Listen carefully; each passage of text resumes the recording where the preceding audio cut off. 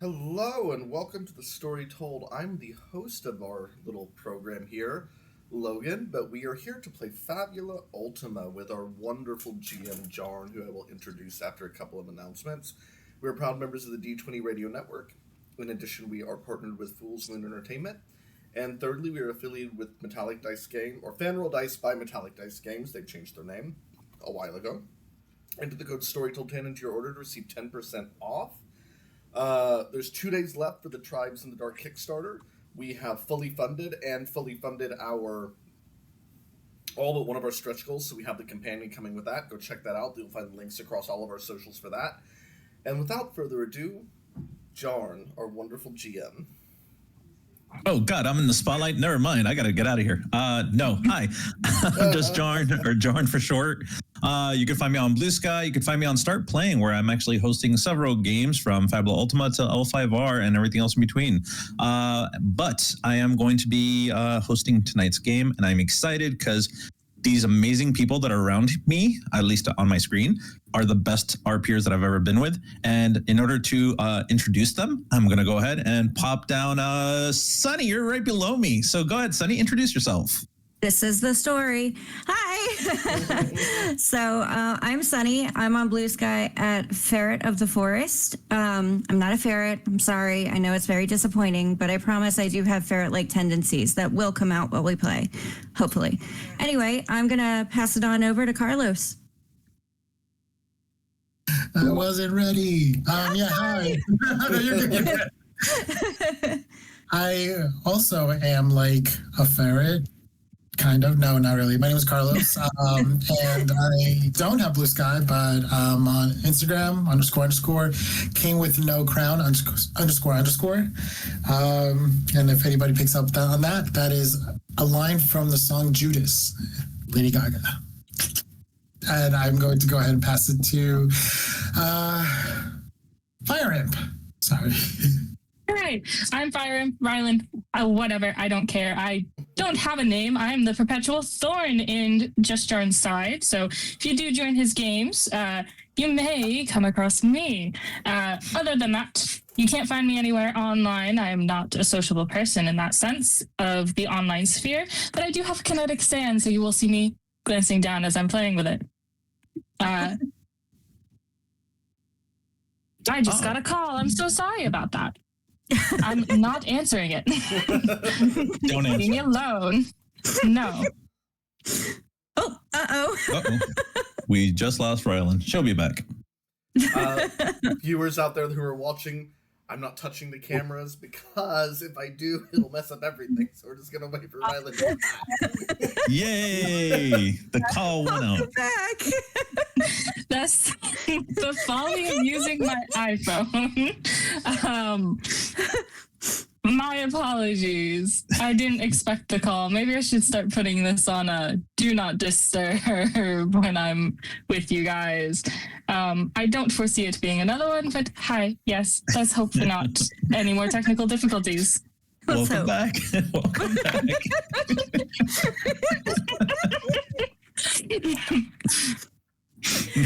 Oh gosh. Okay.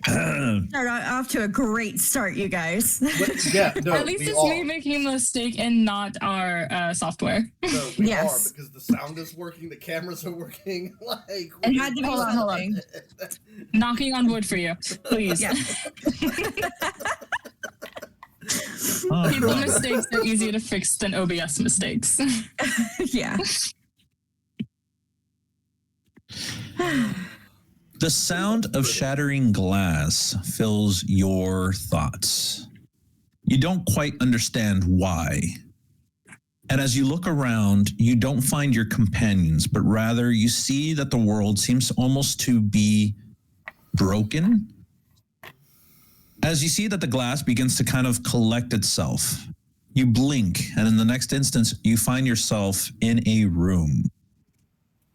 The room is dark to all sides. Only one aspect of the room seems to be alight with any sort of realization, any sort of being. It's almost as though the entirety of this room is draped in shadows and you can't see towards its end, except for what looks like a large mirror in front of you. The mirror stands tall, taller than any building you have ever seen before. The fact that it's there kind of causes you to distress for a moment just at the sheer immensity of it all. And as you look at the mirror, you begin to realize that there's other mirrors inside, and it goes on and on and on. As you all begin to realize that one another is within this location, you see that you're going to see a woman standing there. You'll see that she has what looks like a cape draped around her, and quickly realizing that it looks like it's made of feathers.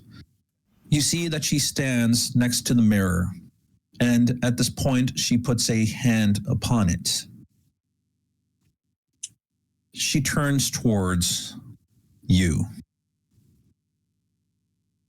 I had not expected you to be here so early.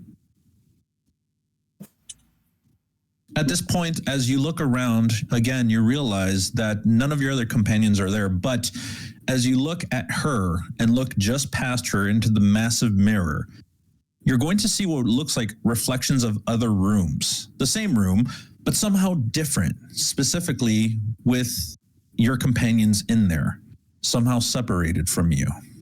So, Jordan, is it like when you open like a mirror in a bathroom, like on the medicine cabinet, and it hits another mirror, and you're seeing reflections, like upon reflections? Is that kind of what it's like? Correct. Okay.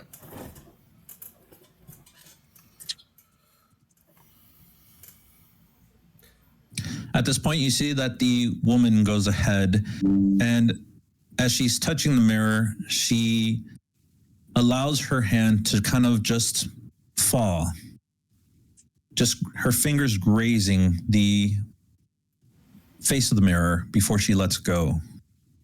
Her hair is white, and there's something just more to her than what you would expect to find. She is not just a normal person. You can tell this immediately. There's something far more magnificent to her. You just don't really know what, though. I did not intend for you to appear at this moment, but alas, it seems that things are moving already far faster than I expected. But you're not ready yet.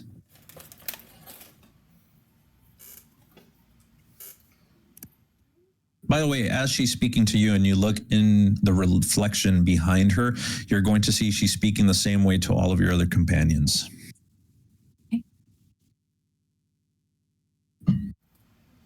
Ready for What do you what? mean?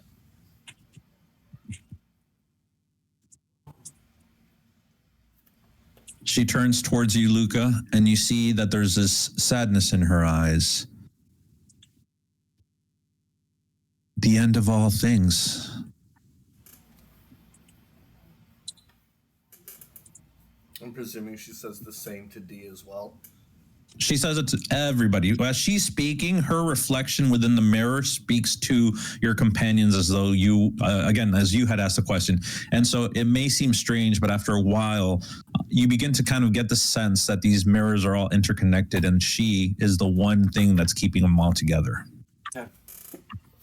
Can we stop the end? It depends on you, she says. You see that she begins to walk towards your character.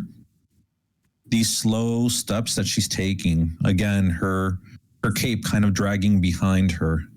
As she steps forward, she goes ahead and lifts up a hand and points it behind you. At this point, you'll see that a light coming from an unknown source begins to fill the room, and you see that there are other mirrors just as tall, all of them broken. In the shards of these mirrors, these tall mirrors that begin to surround you, you begin to see aspects of other times, other worlds, other places that no longer exist. If you do not take this task upon yourselves, then there's little to no hope. Again, Yes, it we wasn't do.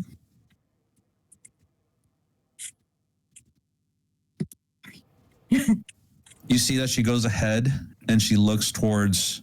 Actually, I'm going to ask you, D. Mhm. You're going to see mirrors reflecting all sorts. And again, imagine yourself inside of this massive hall, and there's like all these mirrors that are gigantic. Mhm. All of them in their shattered state. Pieces of these mirrors linger upon the floor, and you can see again lives, you can see worlds, you can see any sort of realm that you can imagine. Which one calls to you? Looking through the realms, the one that seems to be the one that's speaking to her, even though it has like a foreboding feeling about it, is one of a beach. It's a gray, cloudy beach with white caps going onto the shore. You see that she goes ahead and kind of moves off to your side, and she says, if you can find a way of saving this world, there's a way that we may be able to save all these worlds. But the thing is, and she turns her attention back towards the only mirror that's still remaining, the large one that's towards the end of the room that you can see your companions there. If that mirror shatters, the end will be realized, and there's not much else we can do. The people of your world, the mortals, have gone ahead and have drained all of the energies from the cosmos. The world, your cradle, is about to die. No. I cannot intervene. I just can show you. And you see that she looks once more towards the large mirror. And at this point, you begin to realize that you and your companions are in the same room. And instead of having that weird kind of effect where you see yourselves in several mirrors, now you're kind of standing next to each other. She looks back towards you. How do we even begin?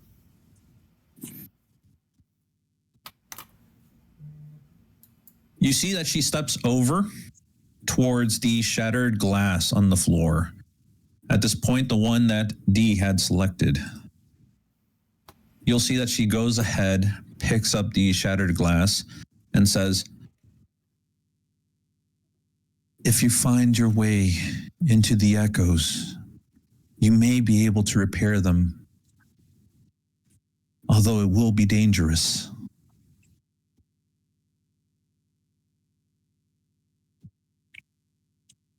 Saves everyone, it's worth it. And you see that she goes ahead, grasps the shard of that mirror, the one that reflects the echoes of woe, and you'll see that as she's holding on to it, she looks over towards the group. Tiamat, the guardian of the echoes of woe, has so been drained. The oceans no longer rival what they once were. The winds have died down, and all the waves ill ebb within the world. If you can restore it, you can rebuild this mirror. How would we go about it? She goes ahead and begins stepping towards D, and she grabs D's hands, and she goes ahead and slips the broken shard into D's hands, and she says, you will know the path that you need to take. I cannot tell you what to do. You have to find it yourself. Go to where Tiamat resides, or rather, where she used to reside, and there you will find a means. And Dee does take the shard from her, like lets her put it in her hands and holds it and looks into the shard itself to see the image within it, as if almost like searching for Tiamat themselves. And then as you're looking, you're just going to see this world. It kind of phases in and out. You'll see a world that was once resplendent with life and beauty underneath the ocean. You'll see the roaring of waves that used to tower hundreds of feet high. And amongst all of this, you would see Tiamat swimming in her oceans, kind of blessing them as she went along. You'll see that all these sort of sea creatures would have followed her and again given her reverence that was due to the Arcanum. But it also switches to one where the waters are draped in dark and gray, and it looks like an endless storm that clings to the horizon and doesn't want to let go. You'll see these tall cliffs and the gray foam kind of beating at it, and at that point you begin to feel a sense of sadness, of melancholy and sad regrets. And you begin to realize that that was the realm before and the realm after it had begun to be exploited by the corporation Nostrand. And for the most part, at this point, you begin to realize that very little of these places probably exist within the world. So like a little tear goes down the side of her cheek as she lets the woe kind of wash over her, and she feels the emotions of this desolate place.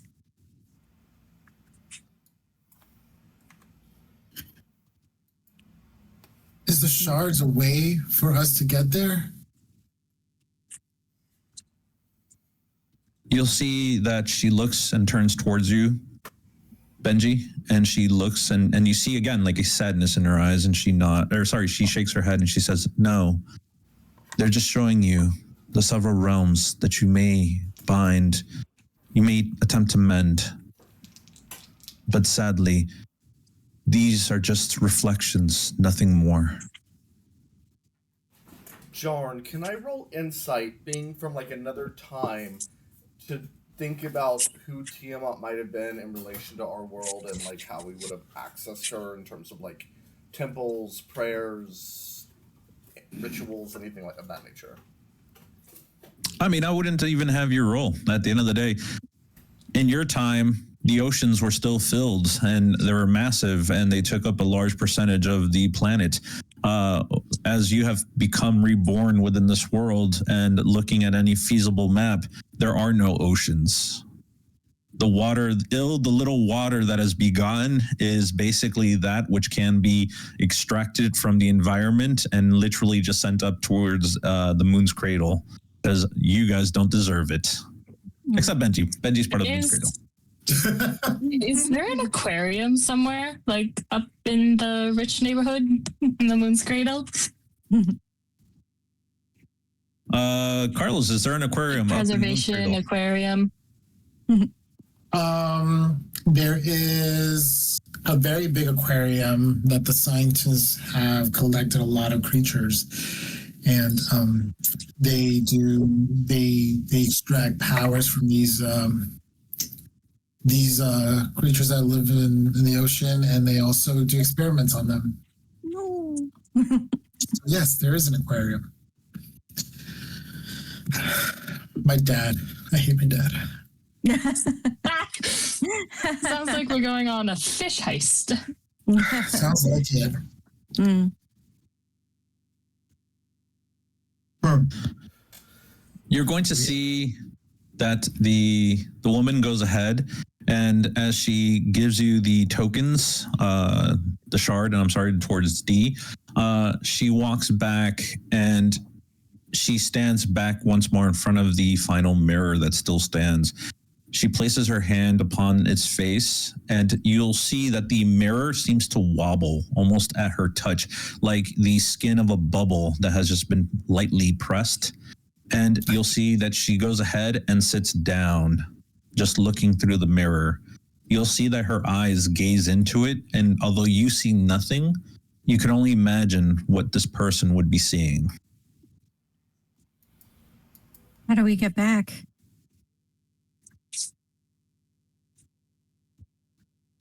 Without turning towards you, you'll see that she goes ahead and says, whenever you want.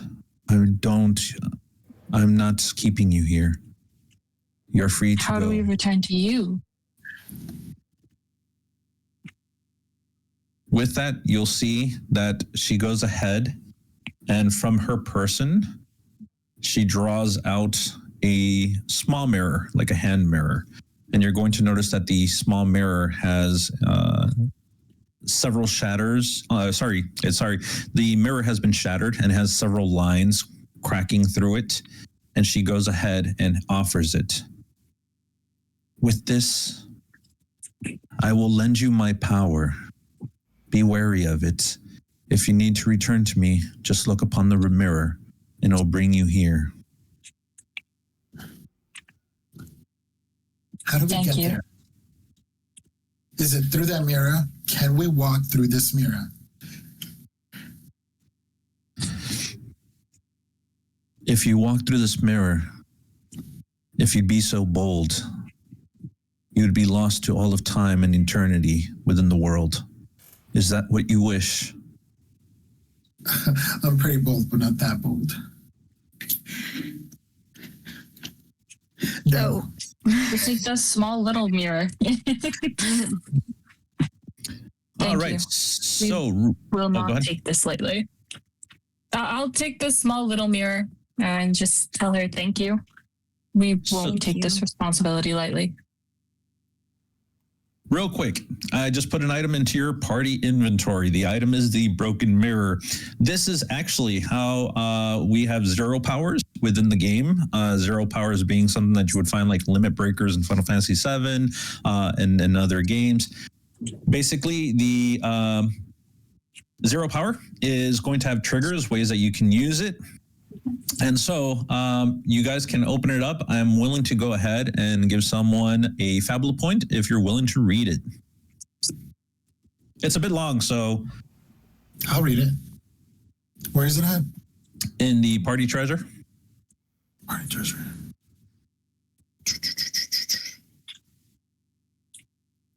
Items. Is it under items? If you go into characters, there's the Bearers of Echo. You can click on that. That brings up a menu for your party, and then look at inventory, and you'll find the broken mirror. Got it. Oh, Wow. cool. All right. Fancy. Where do you want me to start reading? At the top, or if you click on it, it should open up the description, and you can read from the top. Sounds good. Hankyo, the Observer of Eternity. She who watches the gates of destiny, but is forbidden to walk their path. A moment encapsulates a breath, a life, an eternity. Passive boon. You gain the Entropist spell of acceleration, which you may cast using either insight plus Willpower. willpower. Thank you. Or might or dexterity plus willpower. Within the mirror's edge, all time bends and is rendered meaningless. 0 trigger. Love. Special rule. When you equip Broken Mirror, select another player character. The 0 trigger is now tied to that other player character. Your character has fallen in love with said player character. The feeling doesn't have to be reciprocal, but make certain that everyone in the group is comfortable with this dynamic. This trigger activates when the character you love loses hit points, unless that HP loss was self-inflicted, and or surrenders, provided you are able to see them. If the character you love sacrifices themselves and you witness their sacrifice, immediately fill your 0 clock at the end of the scene. Choose a different trigger for your 0 power. Nothing befuddles the gods more than love. It is the one facet of mortals which, whether ruinous or triumphant, echoes throughout eternity. The summon effect, shattered glass. The world stops and thereafter it shatters. As the shattered pieces begin to mend, you realize that everything has stopped. Everything except you and your allies. All opponents upon the field suffer slowed. A new round begins and all player characters can take their turns as normal, ignoring their opponents. Opponents do not act during this turn. Once all player characters have taken a turn, play proceeds as normal as new round begins and turn order for player characters and opponents is observed. Nice. Got yourself a Fabula point. Yay! So, zero triggers. Zero triggers or zero powers normally have 3 triggers. 2 of them happens to be the same for all zero powers. Which is if you ever take damage or if you ever use a Fabula point, you're going to have a clock. The clock is going to be 6 slices and you begin to fill it. So during combat, if you take any damage, you fill up a slice. If you use a Fabula point, you fill up a slice. But then there are also the special zero triggers. This one in this case is love, which whoever equips it can definitely go ahead and create the special rule that they would like to.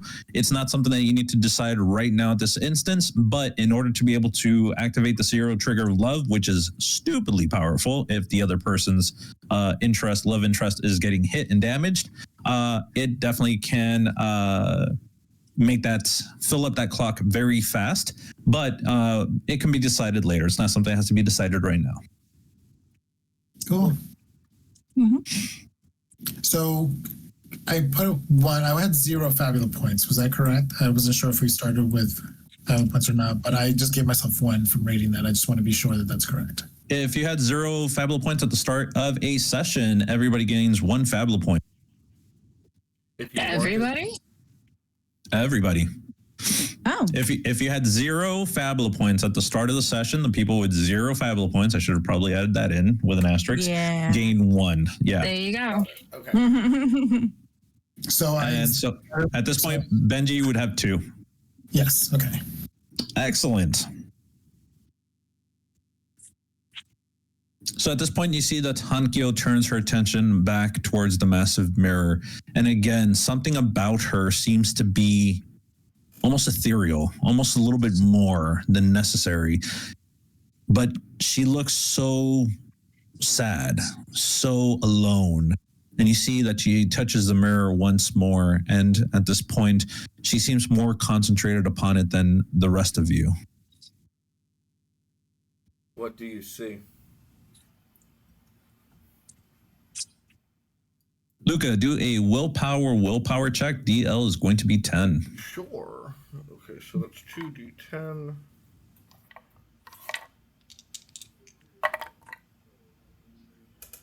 $12.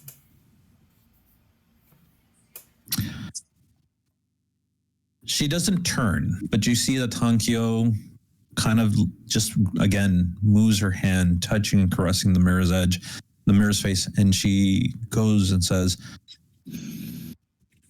I see the lives of 1 million people and 1 million people. I see their histories, the mistakes that they make, the things that they do, the shame that they carry. I see the pain of those that are suffering. I see the hurt of those who are wounded. And I can do nothing. All I can do is watch. All I can do is remember them. At least someone would forget.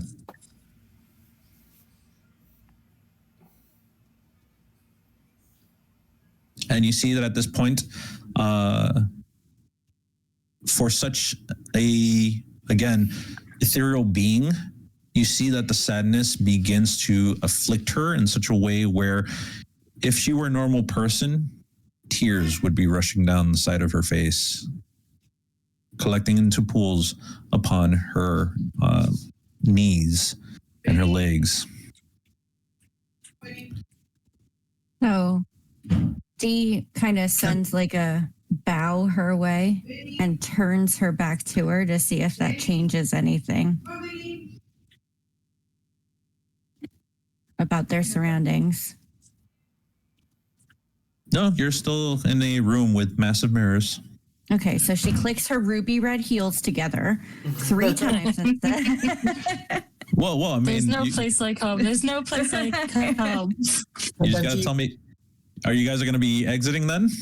Benji kind of feels bad and he pulls out a handkerchief and walks over to the girl and hands it to her. Like, please don't cry. We'll save this world. She looks up at Benji, but she doesn't accept the handkerchief.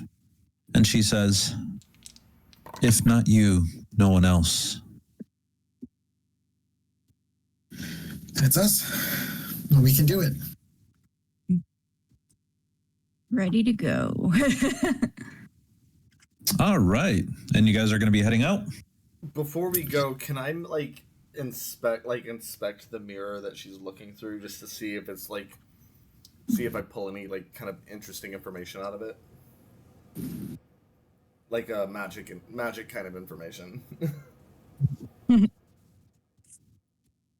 going to say insight, and the deal is going to be 16. Oh shit. And if you fail, you will take damage. Mm. And Fabula points can allow me to reroll, but they can also do something else, can't they? If you have bonds with individuals, you can actually push and add the value of that bond to your roll. So if you have, let's say, bond 2 with Benji, you can add the +2 to your roll. You can only do a push for bond once per roll. Do it. We need to figure out how to get there. She's already told us what was in it, and it's sad. Yeah. Yeah. You're staring into the abyss of time. What are you expecting? Not to take psychic damage? No, I'm fine with taking psychic damage. I'm okay with that. I'm trying to understand. I'm trying to get a bead on what she is exactly, and where we are and what is going on. So because she's explained it to us, but I want to understand cosmologically what's happening right here. Is kind of what I'm aiming for. I have a bond of loyalty to Amelia, and I'm going to push that for a +1 because I'm loyal to my companions, and I want to make sure that we understand what we're actually getting ourselves into. Have you rolled yet? No. Roll first. And then you spend your Fabula point. Yeah. Because if you roll a 2 and then push with 1, that's only a 3. Well, it'll still be a fumble. So yeah, that I'm not going to make that. That's 8, 9, 10, 11. So I missed that. That's all good. So how much damage do I take? All right. At this point, as you're looking at the mirror, Luca, you begin to see the world kind of, you're looking at the mirror, and at this point, as you look upon it, trying to understand it, trying to see something, you're going to notice movement within the mirror, movement that you register as not being your own or that of your companions.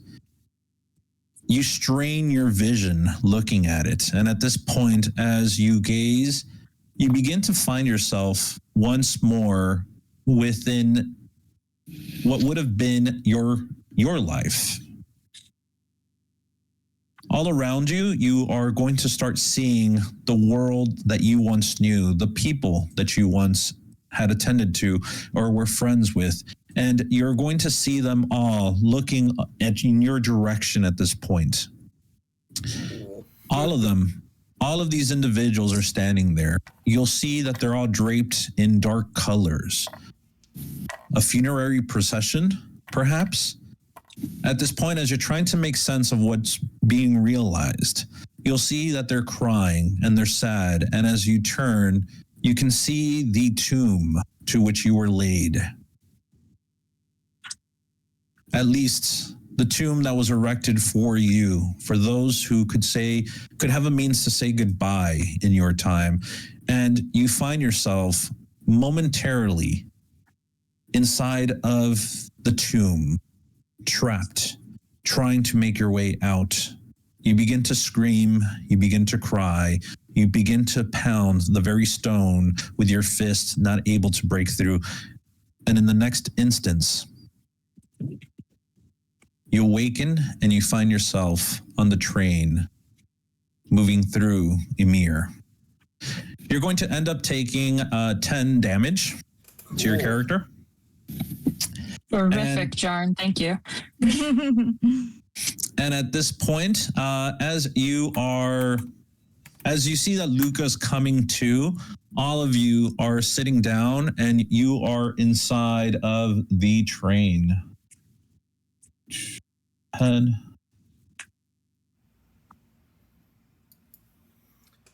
These little animations are so good. Yeah. They really are. Mm-hmm.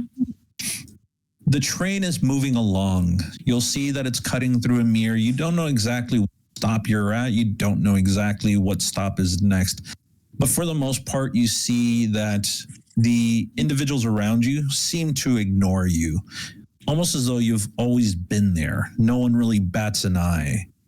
You'll see several individuals, human for the most part, kind of just going about their daily lives. And at this point, as you look, you realize, where are we? And then again, as you begin to like add two and two together, you're like, oh, we're on the train. As you look off into the distance, though, off towards the north side of the train as it's cutting along, you're going to see a fiery glow, an explosion of great magnitude. And you're going to feel the shaking stir kind of rattle the train for a moment. People begin moving towards the window itself and looking out. You'll see people gasping and crying out in horror. And at this point, again, you kind of recall, or you probably would be aware as to what that could be. Oops. Did we get the thing that we were supposed to get in order to finish the job? I think the thing we were supposed to get exploded. Check your pockets just in case. I say, patting myself down in my pockets.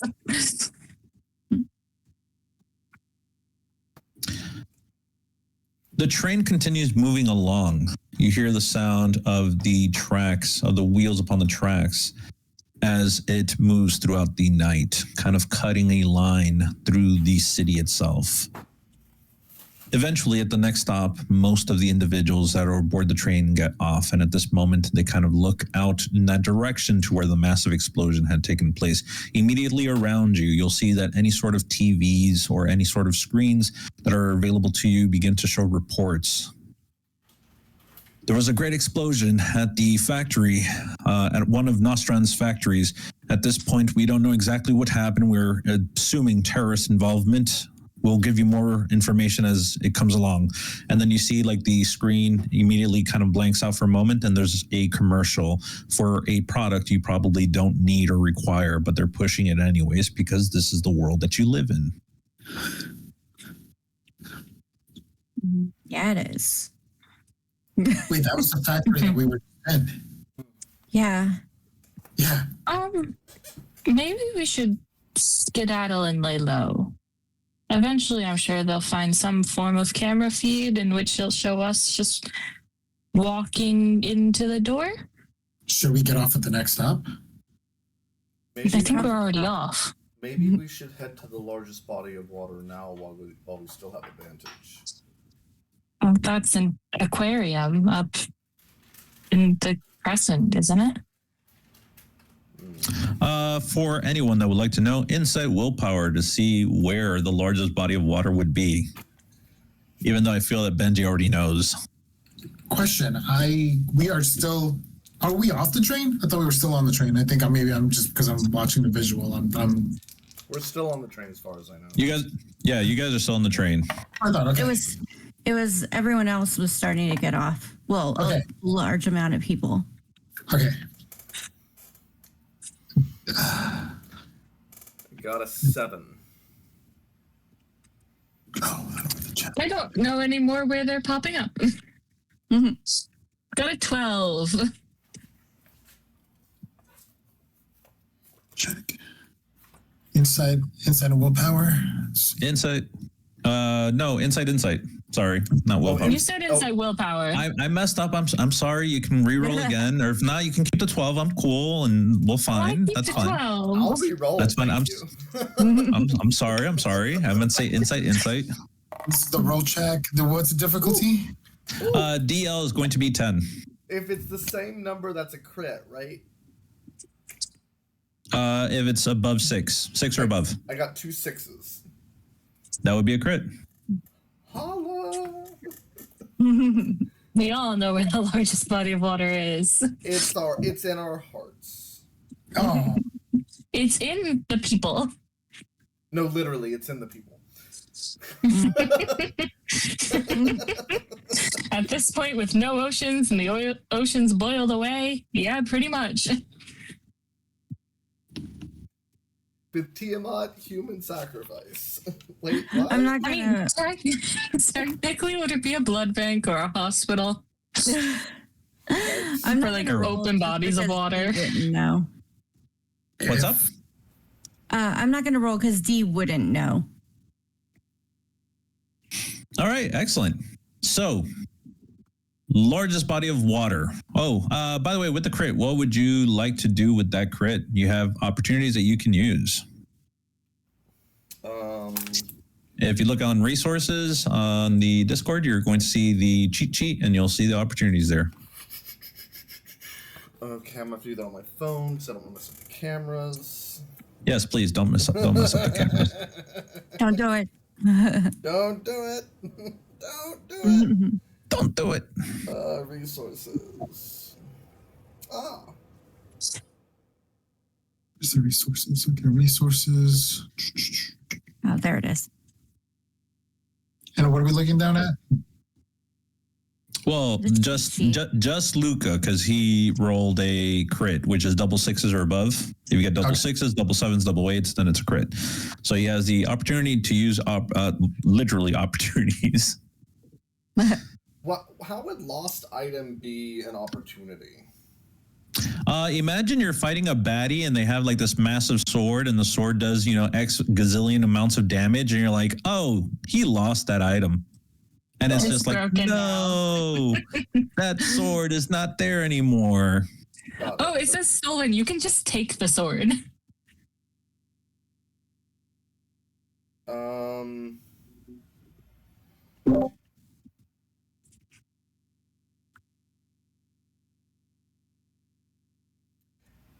Maybe a plot twist? What would you like as a plot twist? Well, we need to somehow access Tiamat and water. I think it would be cool for to find some kind of water-based arcana. I don't know if that would qualify as a plot twist. I can get you someone that can lead you to the location as to where Tiamat might be at. Oops. Okay. And believe it or not, it's not at the aquarium at the top of Moon's Cradle. God, yes, I didn't think it was. You just don't want to see your dad. It's okay. We understand. So for everybody, you guys begin to kind of talk amongst each other, trying to delegate where a body of water may be within the world. Or, at the very least, try to imagine where a body of water may have been within the world. Your conversation takes you a while. You come up with a few interesting points. Again, the aquarium and the Moon's Cradle, as well as the what's known as the Broken Shores, which is now where a massive development has been built over. And you can only assume that perhaps that might have been a shoreline at some point or another back in history. As you are all there talking amongst yourselves, your rooks all go off at the same time. Okay. The ringing alerts you and surprises you. As you go ahead and reach for your rooks, each and every one of you, you're going to see unknown caller appears on the phone. Okay. Pick it up. That's spam. That's a spam caller. Wait, real quick, just to clarify, our rooks are our crows, right? Sorry, crows. Yes, the crows. My apologies. Crows. Okay, I just want to make sure that was the same thing. They are. It's just Okay. me, fumbling things around here. It's yes, just a different the brand. crows. It's a different brand. It's the Android version. Works It's for the me. Kirkbride version. I just got something that said Jet 2 Holiday and I don't get it.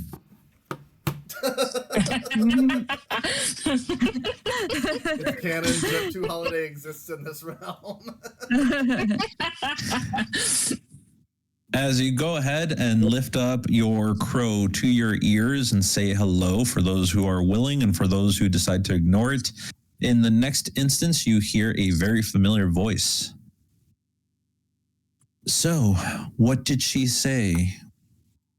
At first, it catches you by surprise because you recognize the voice. Immediately, you realize this is Cersei. But that's not what catches you by surprise. What actually catches you by surprise, the fact that the voice sounds like it's right next to you. And sure enough, looking down, you're going to see a woman sitting there. She has draped upon her this white clothing. Her hair is white. She looks very pale. And you'll see that she has this massive white hat upon her head. You'll see that she is sitting with her legs crossed, and she's looking at her nails as though she is being bothered. At this point, she lifts up her head and looks towards the lot of you. You'll notice that her eyes are gray. You could have just said hello. You didn't need to collectively call all of us. Oh, but that wouldn't be my style. One for the dramatics. I can tell, I say, just looking her up and down. What is life without a little bit of drama, my dear? Anyways, and you see that she stands up. Dee says it like accusingly, and she goes, "You knew." I knew nothing. I had no idea. Maybe, just a little. But anyways, and you see that she goes and kind of walks over towards one of the windows, and she peers out towards the location as to where the massive fire is kind of, again, off in the distance in the horizon towards the north. You'll still see the light of it off in the distance as the fire's still burning out there.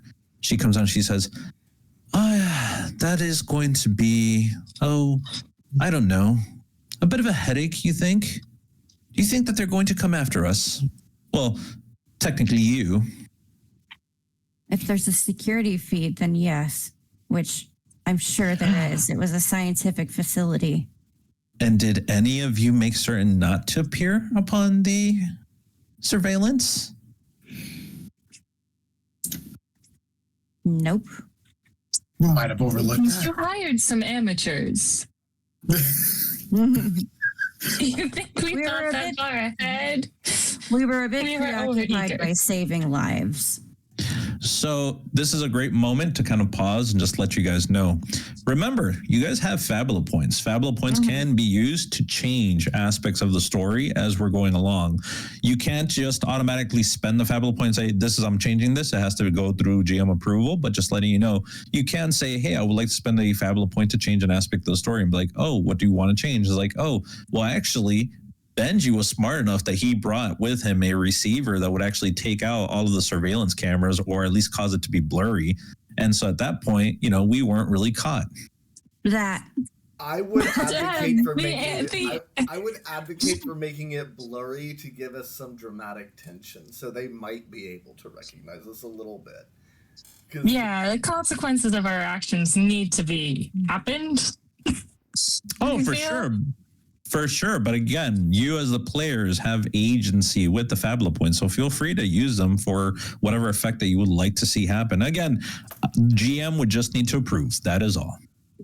I'd like to spend a Fabula point to alter the story. How would you like to alter the story? I'm going to say that when they were looking at dismantling all the locks and things like that, it was mentioned to Benji, since he had his device that he was using, to disable or at least scramble the surveillance cameras. Nice. So that's going to be D spending a Fabula point to make Benji all that much more cooler than what Benji already is. I like it. He had it playing on a loop before they got there. Yeah. I'll go ahead and see- take mine down to 1. Just make sure that you spend it on your character sheet because, again, remember, the more Fabula points you guys spend, the more XP you get at the end of the session. Yes. You'll see that Cersei kind of turns her attention back towards the group, looking away from the window.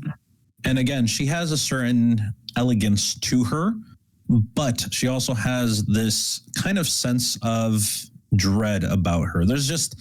She's not a person that to be trifled with, let's put it that way. She goes ahead and walks over towards Benji, and she says, I think you will be all well. Look. And with that, she brings up her crow and shows it, and the feed that would have been coming live from the factory. At this point, you'll see at one point that the patrol that you guys had run into, they're walking, and all of a sudden, the feed just goes into static. And it's just like, as soon as that happens, that's it. The rest of the feed is just fed static. Isn't that amazing? Why are you here? Oh, I'm so sorry. You don't want me to be here? I was just going to come and deliver, my end of the bargain, which is the funds that were offered as a reward. And I was hoping to get from you what I was looking for. What are you looking for? You see that she kind of looks at you, a smile playing upon her face, and quite devious one at the end. She says, I know she must have given you something. I would like it. You can have it. D stops them and pulls into her bag, and she has the shard still of the place of woe. And she looks down at it, and she goes, this is what we got. D, just kind of holds it up. Willpower. Okay. DL on this, I'm going to say, is going to be a 13. Okay. You can do this. You can do this. You can do this. Got this. Willpower, difficulty 13. All right, come on. Big money. Got this. Is it doing the thing? I don't see you rolling on the thing. That's weird. Do I have a mod? I have to put in my modifier, I think. Yeah. No. So sorry, and I do apologize. There was actually an update, and so they kind of changed a couple of things around here. When you go to roll check, you can go ahead, select your the dice that you're going to be rolling, and then at the bottom you're going to see that has modifier, which at this point it doesn't. Modifier won't be included, but difficulty. You're going to see that there's little symbols at the bottom. One that's green that says easy, normal, hard, and very hard. So just imagine 7 is for easy, 10 is normal, and then 13 would be hard. So you can just click on that and then click on roll check, and it's going to automatically do it for you. All right. That's cool. Yeah, when they do these cool little updates. Yeah, The orange one? It should be the third one. Okay. Oh, okay. Oh. Matched. Well, you have a +6 mod. How? Because my modifier is 6 on my dex. It was a D6. Oops, sorry. So what is my modifier then if it's a D6? You wouldn't have any modifiers unless you have special abilities that give you those modifiers. With the D6s though, it's going to be very hard for you to land a 13. You'd actually have to land both 6s in order to get a 13, which is a critical success anyways. I am willing to allow you to do a group check to see if everybody else can help you. Okay.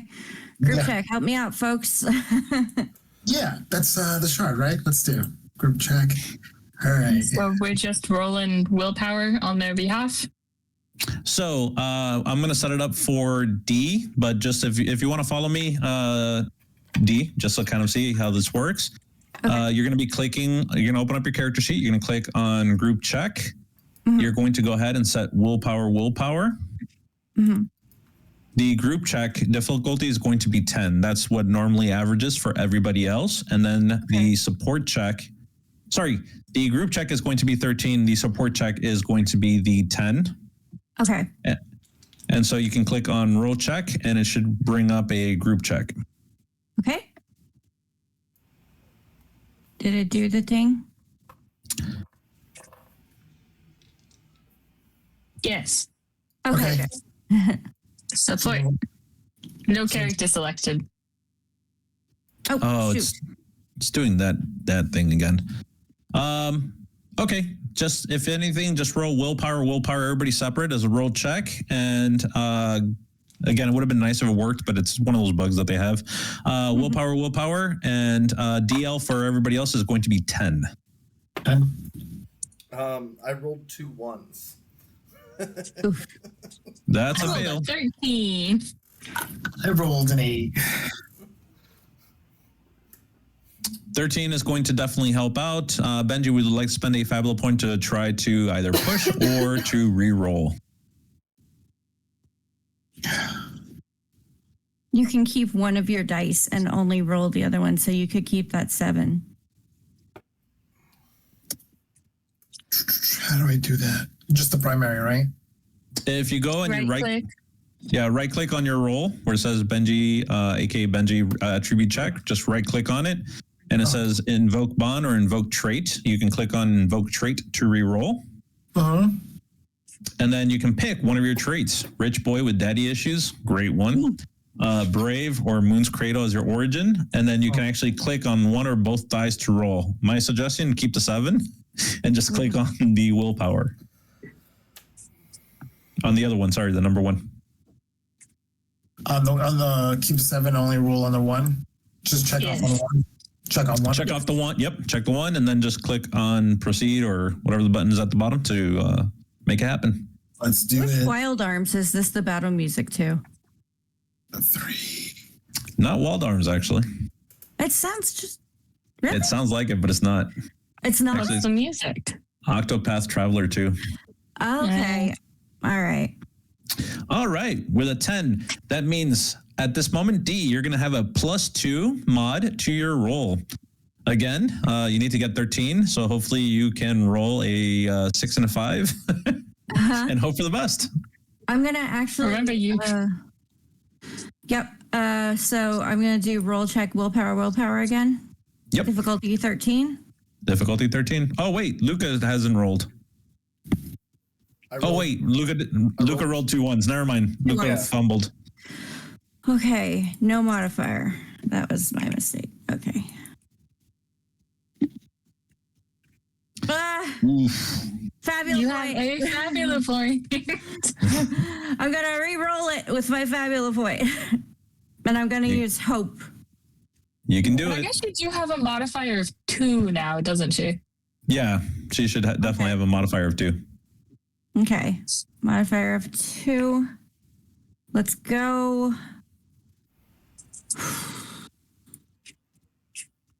Well, if it wants to.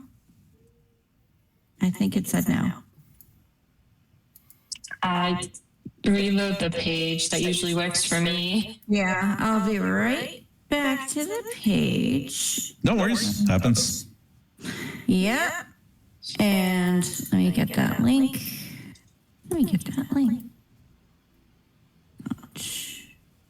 And here we go. If I come back in and it just rolls for me, I was going to laugh. It might roll twice. It's done that to me in the past. Oh, I'll keep the better one. All right, so you can click willpower, modifier 2, and then the 13, and hope for the best. I have faith in you. We all do. Wait. Wait, that's that is 6. That's a 6. Yeah. I don't have any more modifiers. Dang it. And I used my fabulous point. Boo. It happens. Boo. Statistically impossible rolls be like that. You're going to see that Cersei looks at the shard that D is presenting, and Cersei kind of stares at it for a moment. She leans in, and you see that she clicks on it with her nail, and she goes, "That's not what I think she gave you. Although it is really nice to look at.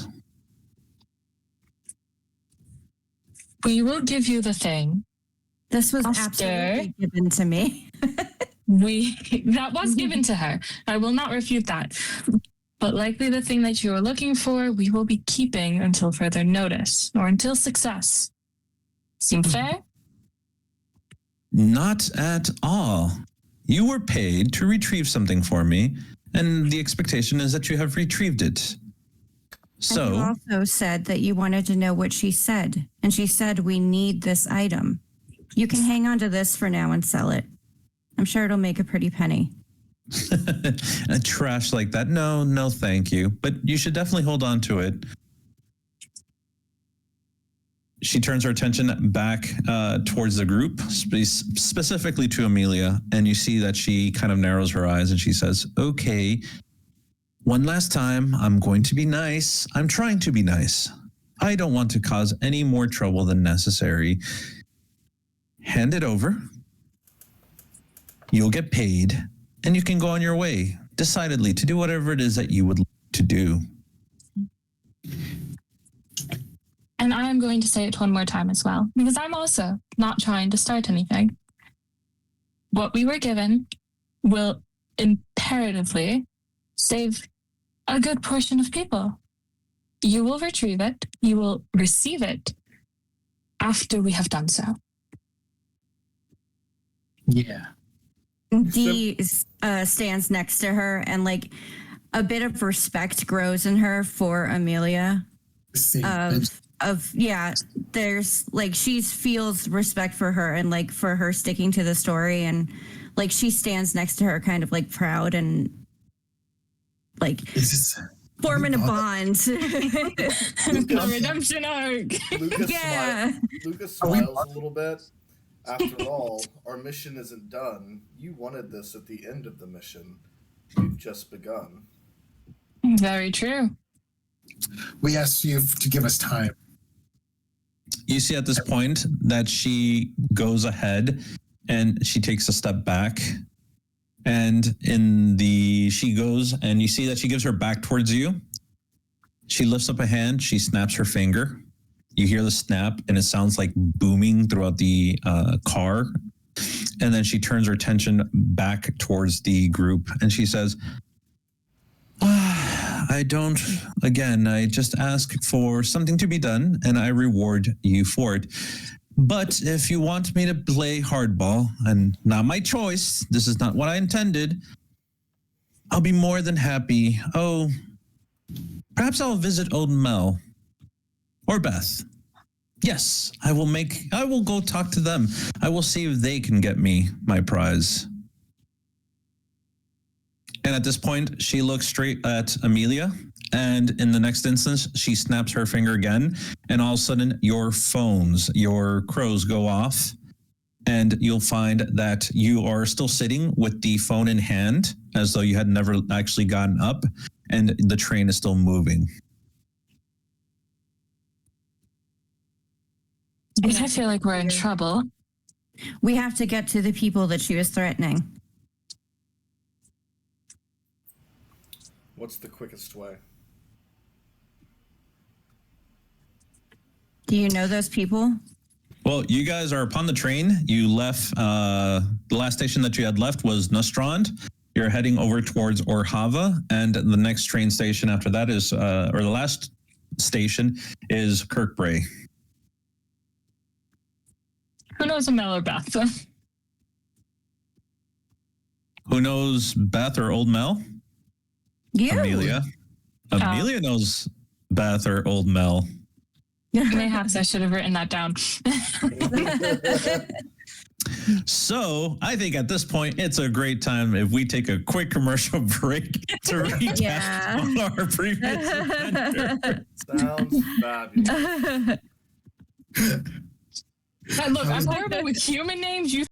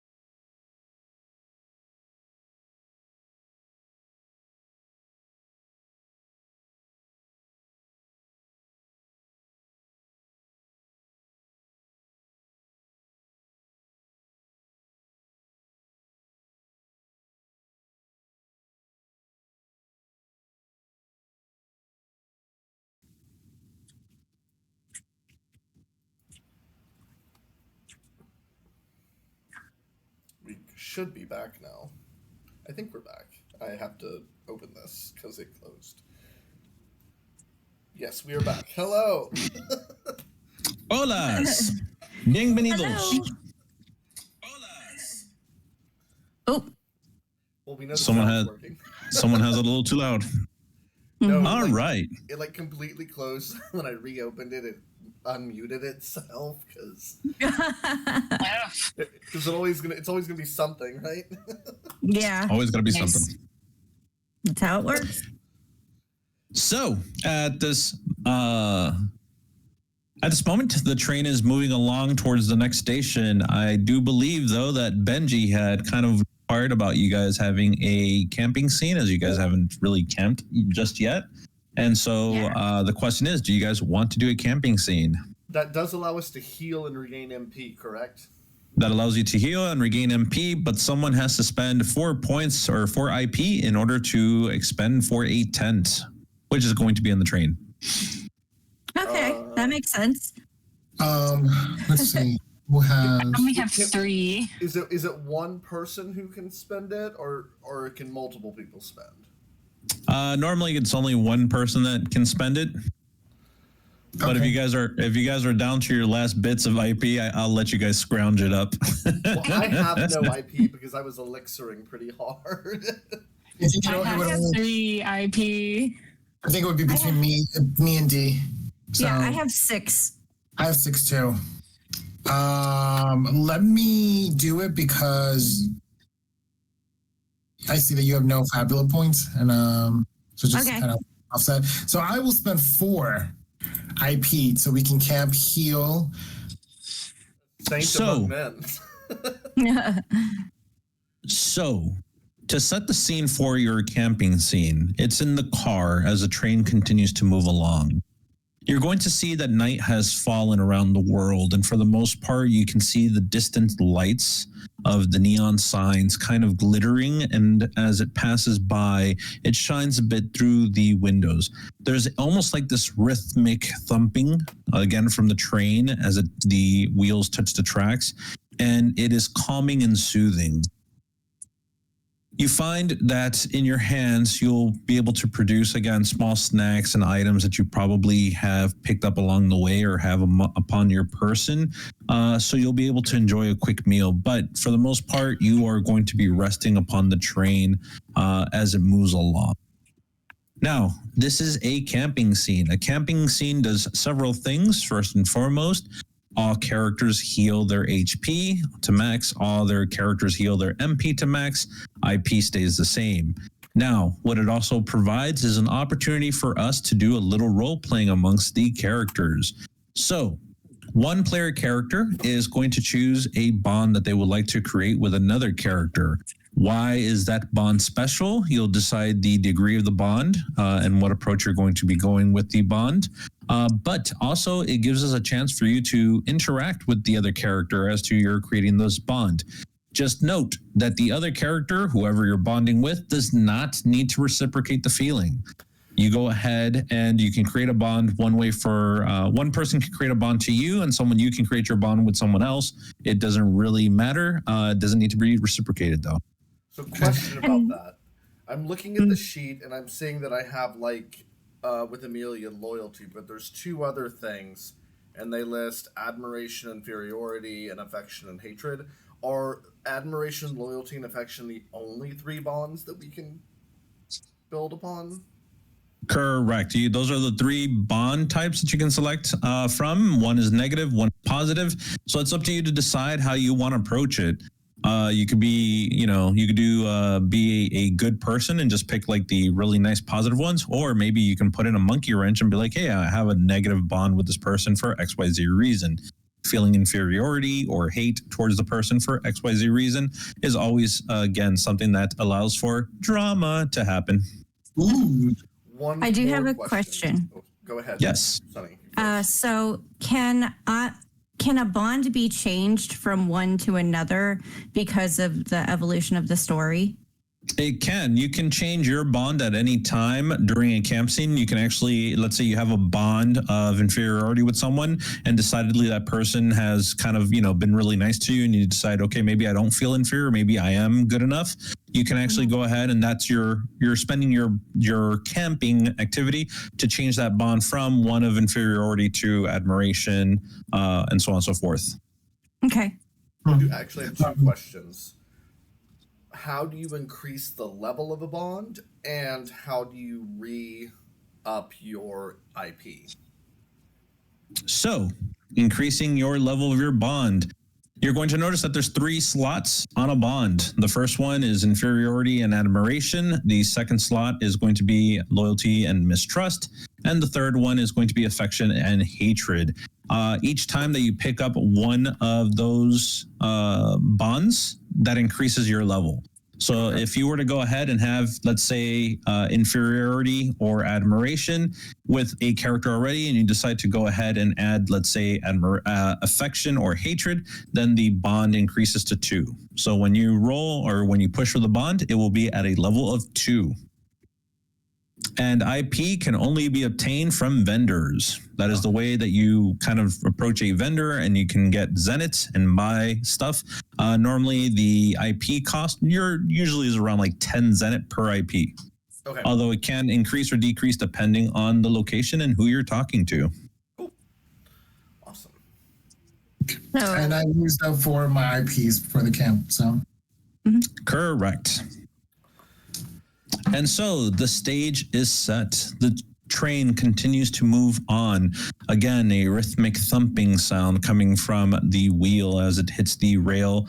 And every now and then you hear the screech of electricity shooting off. But for the most part, it is soothing and calming. And for one who is weary, it can actually lead to a surprisingly restful sleep. But I will allow for you guys to go ahead and take over. Who would like to be the first one? Me. me. Go for it. Yay.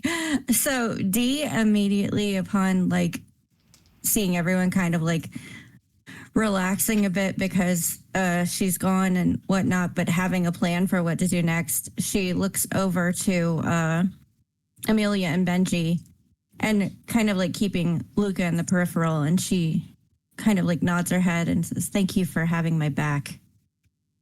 Of course, it would frankly be a little silly of us to hand over something so precious. You've had right calls thus far, so.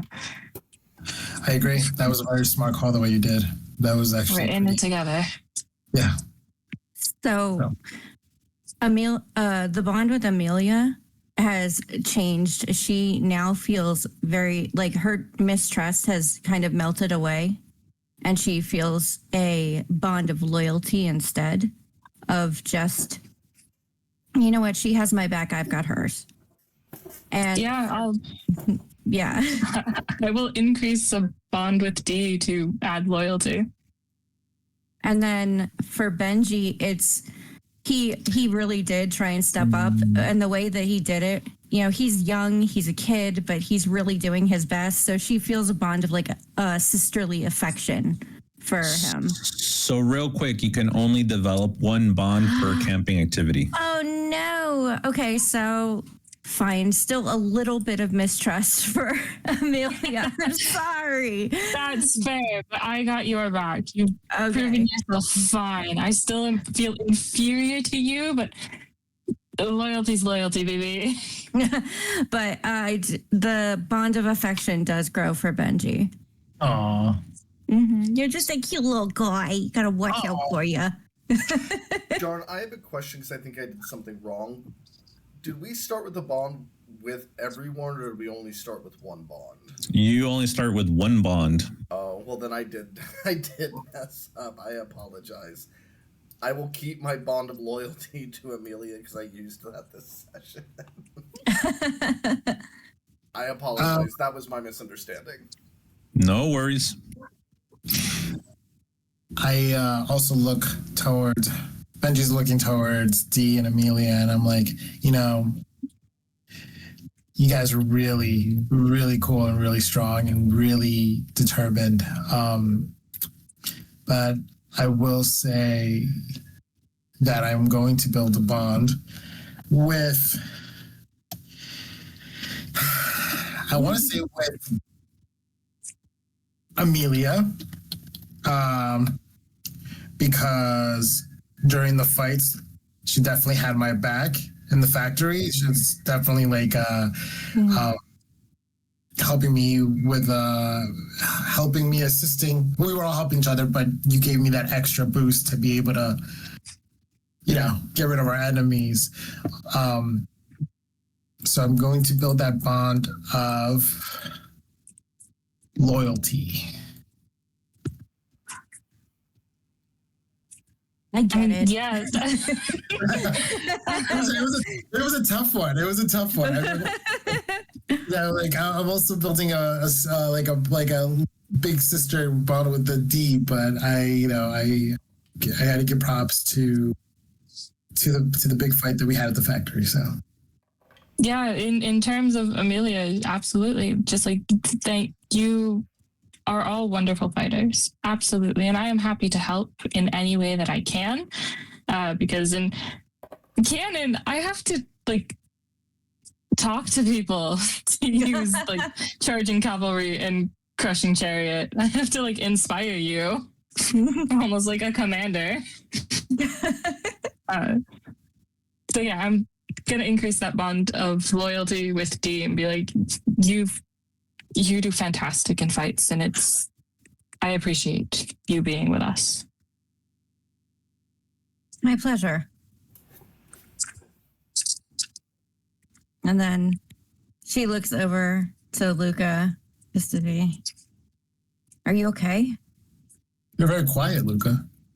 Yes. This world is much this world is much changed. I don't like what it has become, but all of you, thank you.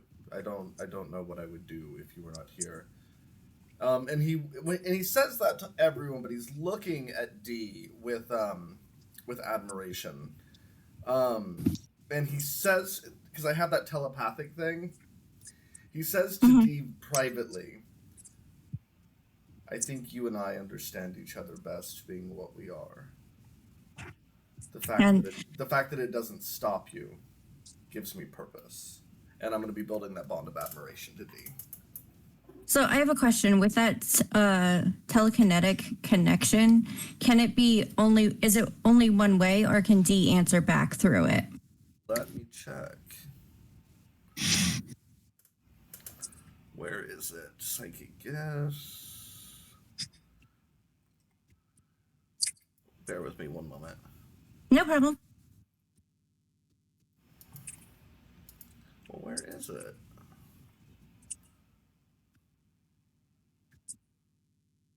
That's confusing because I can't find it now. Uh-oh. I love digging through books. It's something to do with the Esper. Where are my books? That's okay. You can look it up another time. I was just curious, but she just nods instead of trying to say anything back through the channel because she's not sure if it works that way. Instead, she just nods her head while looking at Luca to let him know, I heard you, and yeah, thank you. Just a chill kind of acknowledgement of what was said. Totally. I'm into it. Yeah. All right. Very nice, guys. And so the train continues to barrel down the tracks, moving along at a consistent pace. The city of Emir passes by, and so do the countless lives of individuals that live within its shadow. And for the most part, being upon the train, you feel the most connected, and at the same time, the most disconnected from the city of Emir. It's almost a weird experience to be here. But as the train continues on, you begin to find seats, and with it, you begin to kind of just consider, contemplate, close your eyes, and eventually you fall asleep.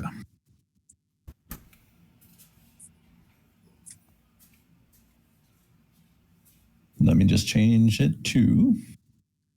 Everyone make sleep sounds real quick while he's changing scenes. Honk shoe, honk shoe. Honk me, me, me, me, me. Honk me, me, me, me. All right, so in the next, as you guys awaken, the train comes to a screeching halt. You hear the sound, a mechanized voice calling out over the radios. Kirkbrae District, arriving at Kirkbrae District. Please disembark. Please disembark. Final stop, Kirkbrae District. And at this point, you look around, you're going to notice that most of the cars are empty, except for you and your companions. It is still dark outside, but this is not a dark that comes from night, but rather from a muddled sky of gray. Again, years of smoke and smog being fed into the atmosphere has all but blanketed out the blue of light of day. And so it's just this dreary gray that kind of hangs over everything. As you look out the window, you begin to see what Kirkbrae looks like, or at least a district of Kirkbrae, which has almost a resemblance of a Victorian period location. Here, the buildings... the buildings happen to have a architecture all to their own. Again, very Gothic looking. You'll see that street lamps are lit up. You'll see that the street lamps are actually using fire. And you'll see at this point, you'll probably notice a individual walking by, wielding a long staff or a long stick, a leery to put out or turn on or put out the lights at this hour. And you'll see him kind of walking around, a small little mutt chasing after them. Kirkbrae is distinctively different from the rest of Ymir.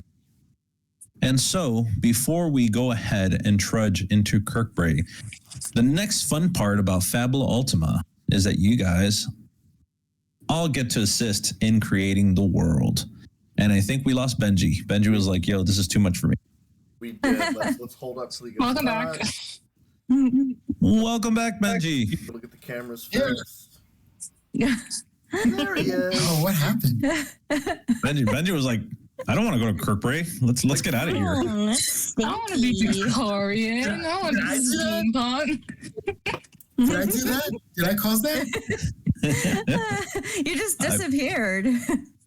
Yeah, it was weird. The Discord just kind of went away and then it went back. It was, I don't know. It's been doing updates for some reason. Okay, cool. Good. Discord do that. You do that. So real quick, with Fabula Ultima, one of the great things that you do is that you guys are going to be able to build upon the world. So what I would like everybody to do is come up with a location within Kirkbrae District. Rylan will set us off, kind of again trying to introduce us to Kirkbrae, and then give us a location that would be famous within Kirkbrae, some location that you would probably want to see or visit at some point, but not necessarily that all these locations will be visited, but at least we start fleshing out the world. And so, turning it over to you. All right. So Kirkbrae is somehow old. Its stones are weathered and soot covered, the color mostly gone from it because of so. With cobble paths and high spires, it has winding roads that lead right up to doorsteps, townhouses that once were brown, now again soot covered in various shades of gray. Of course, it has the high point of the city, right before it switches back to the modern aesthetic of the rest of the city, and that is High Garden, where all the high factory work, like the factory managers, the owners, the Kirkbrae family themselves reside. It's gated and has some form of greenery in shrubs that are withering in the smog. And what was the location called? I'm sorry? The High Garden. High Garden. Why is everything high? Moon Cradle's up on top. High Garden is on top. We have a lateral power structure. It's quite literal in the terms of socioeconomical differences. Hierarchy is taken quite literally here. Yeah. There's a theme.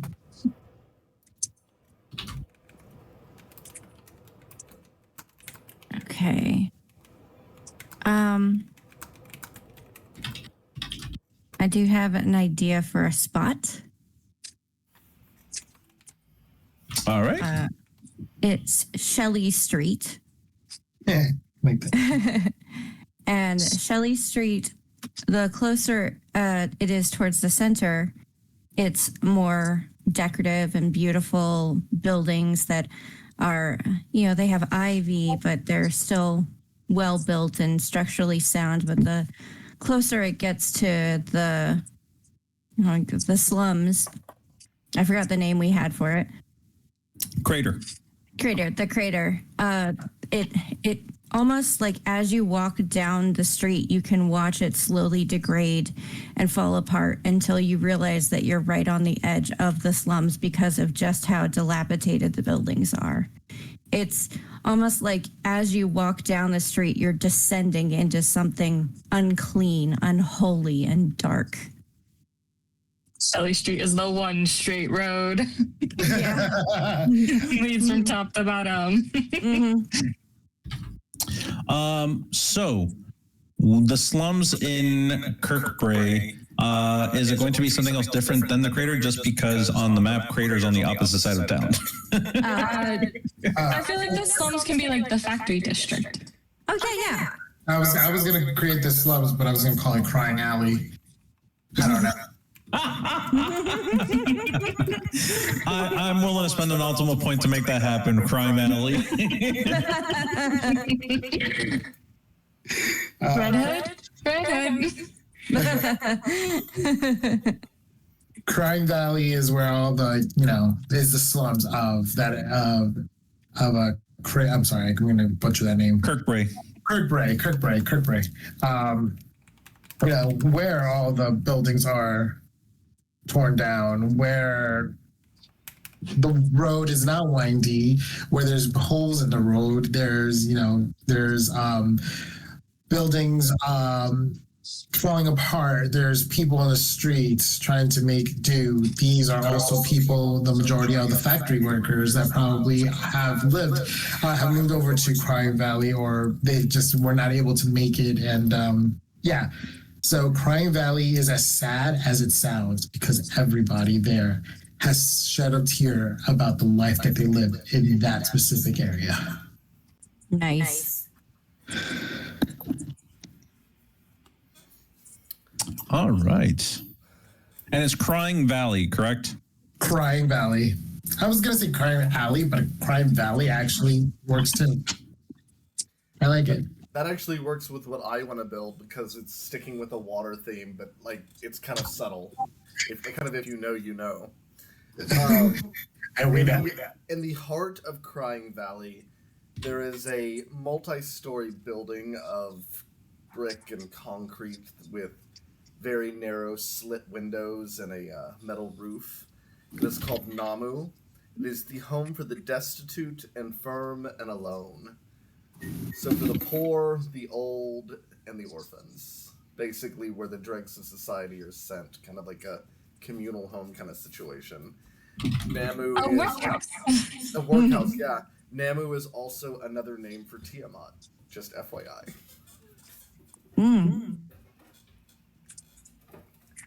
And with it being in Crying Valley with the water theme, it seemed kind of like, I thought it'd be cool. It works, yeah. It does. I kind of see the matron of Namu being some very stern, wears very stiff-necked garments, very pulled back tight hair in a bun, who her side eye could slit throats kind of thing.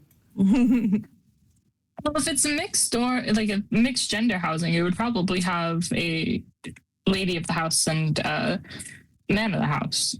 Probably. Ooh, yeah, maybe it does. They're brother and sister, and they're just the Trunch Bowls. It's not so much that they're evil, it is more that they're indifferent and apathetic. Like They're strict. They're working with the dregs of society. They have to whip them into shape to be productive members of society again. Exactly. Spare the rod, spoil the child kind of mentality. Yeah. How do you spell Mamu? It's Nammu. N as in Nancy. Ow.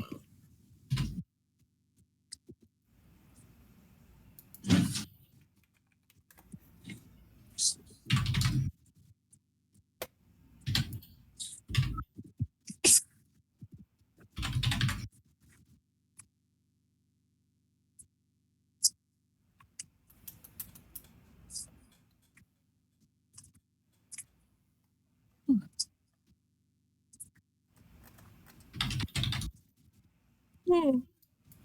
Sorry. Sorry, I do apologize. I'm just kind of putting in these notes and trying to make sure I get this information correct. No, totally okay. This is one of the best aspects of Fabula Ultima. Also, one of the worst aspects is trying to keep track of all the information as you're putting it in. The most time-consuming aspect of world building. It's writing it all down. Mm-hmm. And then remembering where you put it. Yeah. Oh, and I know it. Mm-hmm. All right. As you step out of the train, you're going to see the tall buildings that pierce the heavens above. Again, these are buildings that have an archaic sense about them, purposely built. It's almost odd that you would find such a location with an emir, but it exists. For whatever reason, the people of Kirkbray have gone ahead and accepted this way of life, reducing or removing themselves from the usage of the more modern technologies that has been provided by the Nostron Corporation. But even here, Nostron still has its feelers and still supplies most of the individuals where they can. Again, this massive corporation has a stranglehold upon the world itself. As you step outside, you'll notice that there is a light rain that covers, or light water that covers the ground, allowing the light of the nearby lanterns to kind of reflect perhaps early dew from the morning. But you wonder if it's something you want to be stepping in, as again, nothing with an Emir is ever just simply safe. As you look around, you'll see that Rylan is looking with concern in a direction. What direction would that be? I am looking with concern up to Highgarden. I do not want to go there. Amelia does not want to go there. All right.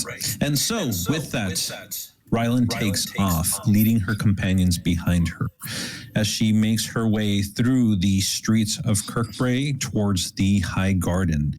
Not specifically High Garden itself, but just its exterior, where the shop belonging to Old Mel could be found. All right. Keep your heads down, everyone. This isn't the place that we want to draw any undue attention. They likely would have been made aware of the situation going on at the facility that has recently exploded, and if any word that there were suspicious people matching our descriptions, we would not want to be caught by the bobbies.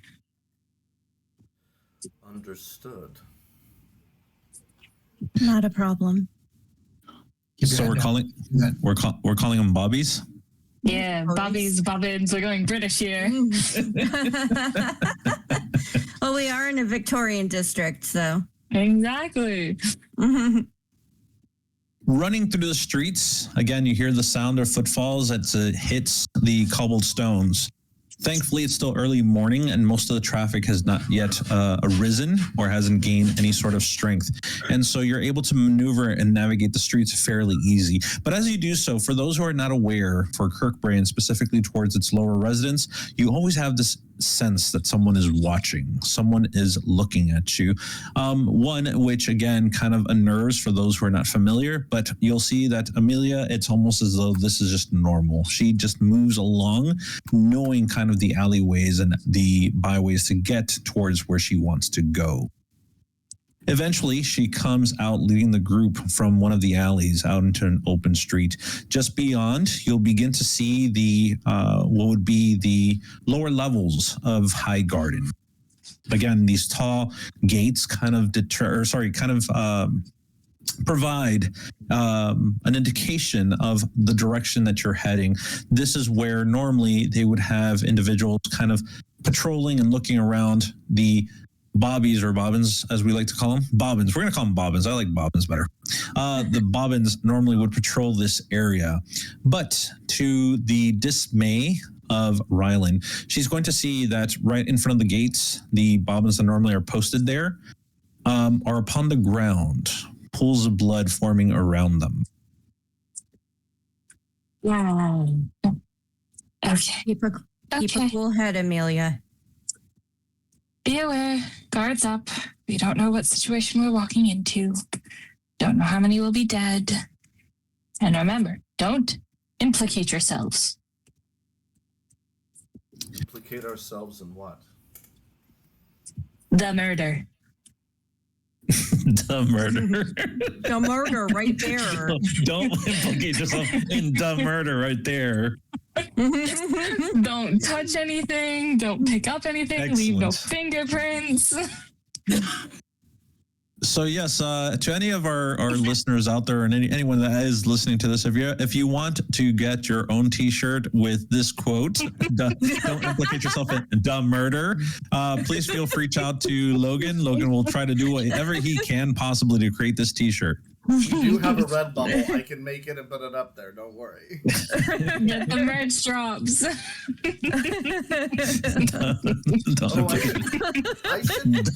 should make a T-shirt. The murder right there. I should make a T-shirt with the Fabula Ultima Echoes like logo on it. That would be cool. You can put that quote on a mug. The murder. What a Tasteful print. So at this point, Sorry. It's the giggly part of the night. So at this point, you'll see that Rylan takes off, moving beyond the gates, again, stopping only momentarily to look at the remains of the two individuals that are there. Both of these individuals, you're going to notice that they were struck with something fairly dull, but their heads or bodies were crushed by a heavy weapon. As you continue on, you begin to make your way towards what would be the first level of High Garden, leading towards where most of the Tinker's locations and offices tend to be, in their workshops, I should say, not offices.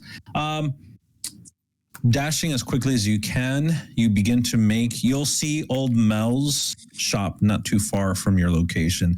You begin to dash towards it, but you'll see that there are several individuals standing at the front of the workshop. These individuals tend to have a look about them which is clearly demonstrating that they are people that don't want to involve themselves with the law directly. They want to avoid it as much as possible, but they're willing to break it if necessary. For the most part, you'll see them as ruffians or ne'er-do-wells from the streets. As upon your approach, you'll see that one of them kind of looks up towards you and says, "Hey, look, there's some fools coming our way. What are we going to do about it?" You'll see that the other one kind of calls out, "You best stop right there. If you don't, you're going to find yourself getting hurt. Actually, I might just hurt you right now." Leave. Find other business to deal with. Otherwise, we will be hurting you, and you likely won't be walking away from the situation. You'll see that the larger one kind of steps forward, and he's just like, "Oh, you want to make me leave? I don't think so. And you see I that want to You break really your don't fucking wanna- kneecaps is what I want to do. Scram so I don't. You really don't want to do that. She's having a bad day. well, I'm just going to make it a little bit worse. Dee cracks her knuckles and then her neck. Just like, Yeah, right. I want to kick him in the kneecap. yeah, just like run over and just, yeah. You Benji takes out his great sword, kind of like flips it in his hand a little bit. I'm like, you really don't know who you're messing with, buddy. the audible sound of the gun charging as Luca puts it in his hand. You were warned. The only thing is, it sounds like a dial up on a bad day. All right. So we are going to go. Oh, combat again. Yeah. We are kind of rocking up and like, I'm gonna break your fucking kneecaps. Oh, you want to go, mate? All right, let's go. All right, yeah. You want to go? You want to? Oh, we're doing this, yeah. Step outside. Amelia will That makes- slip into full accent if she's not careful. Go for it. Benji takes his hat off and places it very, very gently on the side of the road. I'm like, let's do this. All right. So we're the going to music, have. the music's going. The music's going. Oh God, boss music. Ah.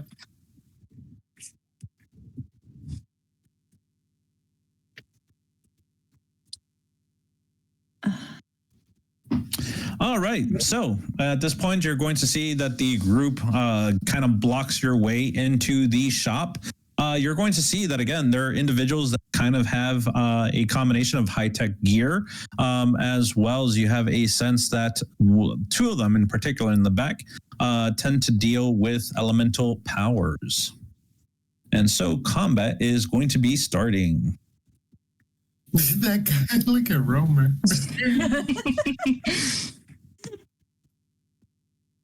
They do look like they're called bobbins. They do. They suit. The little hat, the little bowl hat. Yeah. And Benji just starts to laugh a little bit. I'm like, you know what? Now that I can see you a little better, Now that they came into the street light, the gas light. you guys are so silly looking. We're gonna make you even more silly looking. All right, I'm going to move this over here. All right, before we jump into combat, question for Rylan. She's the one that is holding on to the broken mirror. Flipping that broken mirror. Huh? The broken mirror? Yeah. The one that was given to you by Hunkyo? Yeah. Are you equipping it? No, I think she's mad and worried enough for her friend that she's just like charging in and gonna hit the big boss man with a sword. Gotcha. All right, so there are no villains on this scene or in this combat, so you guys get to go first. Party gets to go first. Yeah, I did. I think I'm just gonna hit him. Who's the boss man? There are no boss man per se. It's the group, the gang is just going to try to fight you. Just gonna hit him. I removed the slow that was on me just because we did the rest. Correct. I need to hit this button. Do I have anything on me? Oh, no, I don't have it. Woohoo! Hell yeah. Kick his ass. Wow. All right. Whoa, what? Uh-oh. I just got kicked out of the Oh, forge. it reloaded. Yeah, I got kicked out. Damn, you kicked his ass so hard, you kicked us out. Well, that was the entire adventure. Have fun, guys. It was a pleasure. I Thank know, you for playing. I'm still here. All right, so Amelia is going to attack roamer number 1 with the 12 points of damage that it will be taking. Cool. Oh, it is 12. Cool. Get out of our way. All right, you'll see. Oh, Those are supposed to be called Roamer Heavy, but whatever. Say lovey. Roamer Brute, that's what they're supposed to be called. But I guess I just put Roamer. Anyways, you'll see that this individual goes ahead. You smack him with your sword. You'll see that the brute kind of backs up a bit and just seems surprised at this moment. Whips up their gun. You'll see them pull out a revolver, and they're going to take a shot at Amelia. Okay.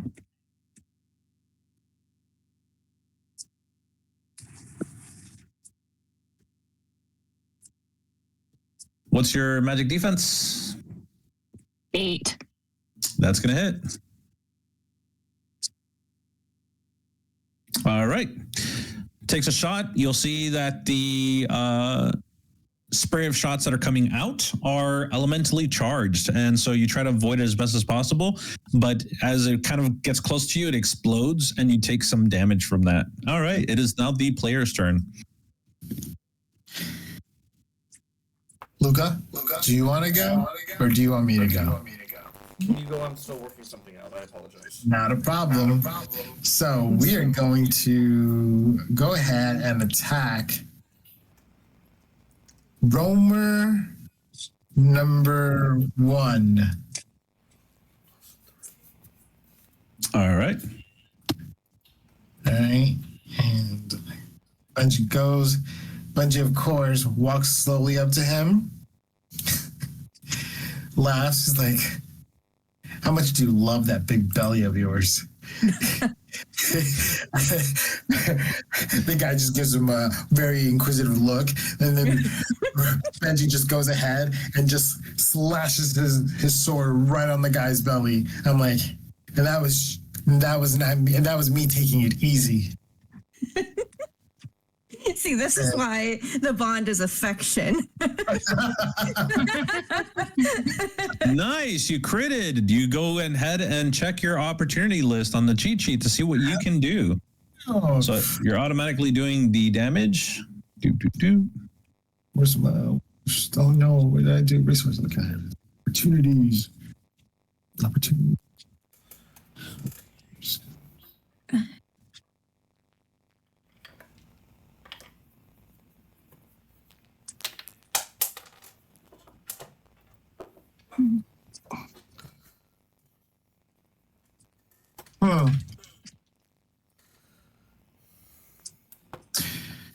Since there is so many there's one more extra of them, I'm going to use advantage as an opportunity. So for the next attack, we'll add a +4 bonus. Excellent. Very nice. All right. That is going to be the player's turn. It is now going to be the bad guy's turn. We're going to go with Roamer. We're going to go with the hunter.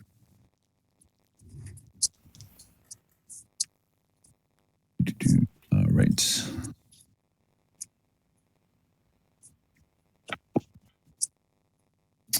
Hunter is going to aim at Luca. Cool. You see that the hunter goes ahead, pulls out a this gun, and you'll see that this dude is kind of tricked out. The gun looks a little bit more fancy and fires off a shot, and you'll see that it has like a electric current to it as the shot goes off. Oof. That is going to hit Luca. No. Can I protect him? What was the roll? The roll is 16 versus your defense. Oh, wait, no, And it's- that's regular defense. Regular defense. Ugh. Yeah, there's no way I can stop that. Okay. Can wanna I protect him? Sure. You'll take the hit. Please. Yeah, I'll take the hit. All right. Amelia falls into crisis. It is now the Joey. player's turn. I am going to when Amelia protects me, I'm going to duck and lean over to shoot around her at the hunter with my Soleus. And now, because we raised levels, I am using the one thing to replace my one of my dice with my willpower for D10 and a D8, plus 4 accuracy on that roll. Because I have the sharpshooter stuff now, plus the natural accuracy of the weapon. So that's a 12, 16. That will hit. And the damage on that is the highest die, right? And the weapon, Plus yep. Plus 12, so that'll be 22. That felt good. All right. You'll see that the shot hits. You'll see that the brute kind of stands back, wielding his weapon. You'll see that he has his gun in hand, kind of turns his attention towards Luca. And you'll see that the others kind of join as well, kind of looking at the threat that Luca presents. All right. It is now the... So the hunter went. Luca went. And it is going to be...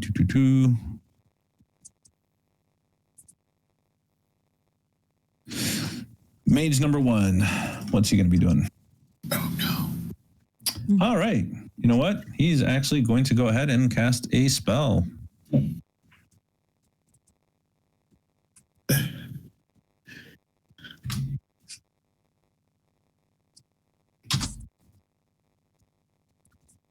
is that? Who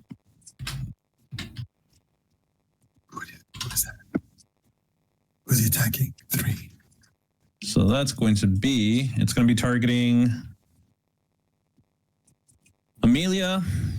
It's going to be targeting Luca, and it's going to be targeting...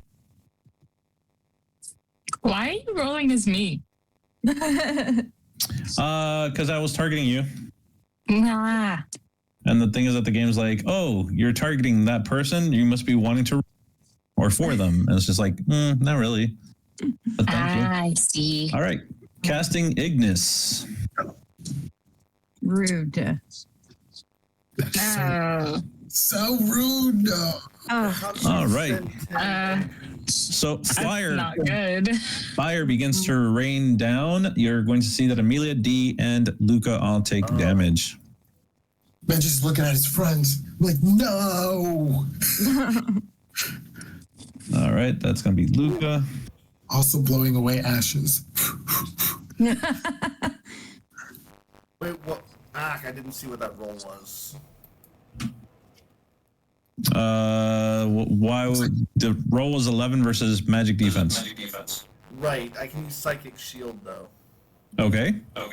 So, trigger after an enemy you can see performs an accuracy check or a magic check.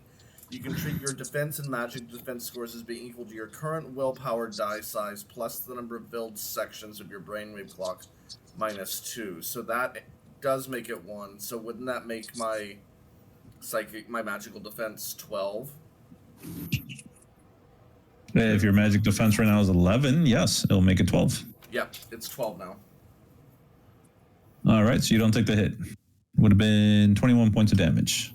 So you're back at 47. That's a cool power. Oh, here it is. All right, it is now the player's turn, and that means that Benji, you're up. I thought it was my turn. Well, sorry, D's turn. Yes. So, gonna go after roamer number 1. And just knock him out with that iron hammer. Definitely going to hit. All right, you see that the brute gets hit by this massive hammer that D is wielding. And the brute stumbles back, crashing into the wall.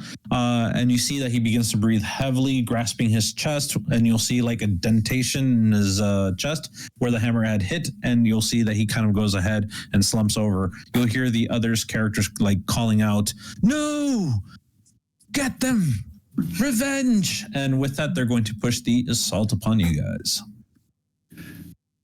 Bring it. Who's next? All right. So we got 2 bad guys that are going back to back. Ooh. Fun. So Mage. The other mage goes ahead and actually the first one is going to go. This one is going to turn on D. Well, actually, no. Let's be fair.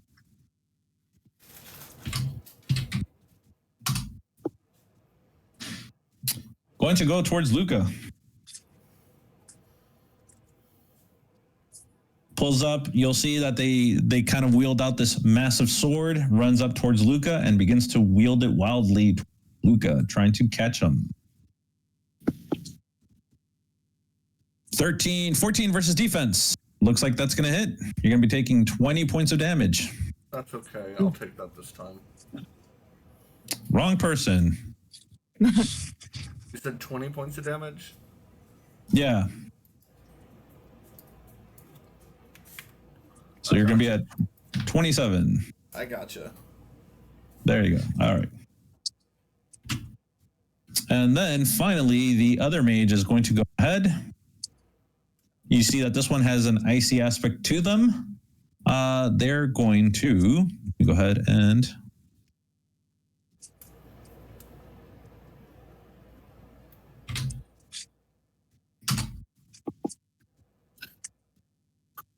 so this is going to be targeting Amelia, Benji, and D.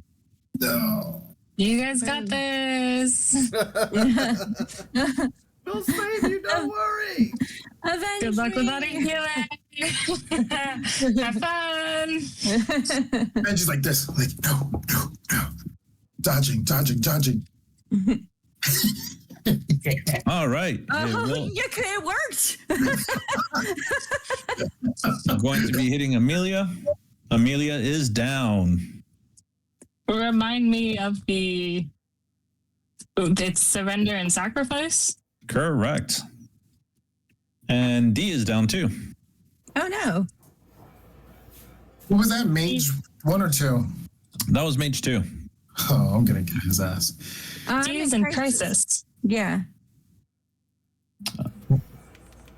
Are you? Oh, sorry, my bad. It looked like it said down. I was like, okay, that's weird. Okay. No, I'm in crisis. No, All right, just the healer. You'll see that the second mage goes ahead, begins casting this spell. You see that a icely prick kind of falls over you guys, and you feel like this wind kind of bellows out, and you'll feel icicles falling on top of you. This catches. Benji avoids it. You'll see that D takes the hit, but poor Amelia gets knocked out. At this point, Amelia, you get to choose. What would you like to do? You can either surrender or sacrifice yourself. For surrender is sacrifices. I just kind of die, right? Surrender is Sacrifice is that you die and you do something cool to win the day. Definitely something you might want to consider for like a big boss, not for a group of rabble here. Just kind of weird that the healer ran off and started stabbing people first. But I understand. She wanted them to Totally leave. understand. Ruffians. I will surrender. All right. So surrender, you're going to end up getting 2 Fabula points, and you have to change your theme you have to change your theme to something a little bit more negative. So not ambition, but rather perhaps like vengeance or revenge or, doubt, just to kind of reflect that you have been bested in battle. One of the nice things about Fabula Ultima, the characters don't necessarily have to die when they are beaten. Yeah, okay. I will change it. I want to think about something in line kind of with the character. Of course. So it will be changed, and I will announce it when it does. Got it. All right. So at this point, Amelia's going to be popping out of the battle. Amelia, on your turn, what we'll do, or I'll let you have the end of the round to take an action, but it can't be anything that actually works in the battle per se. Perhaps just like trying to get some more information, trying to help your fellow player characters, but you can't take any sincere action within battle. Okay? Okay. And with Amelia's surrender, you will see this on the screen. Let me just update this.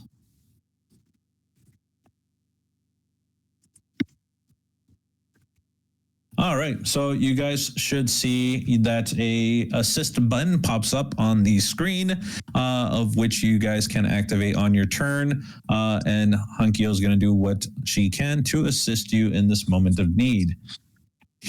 All right, so we're going to be moving to the top of the second round. And, all right, that's good, that's good.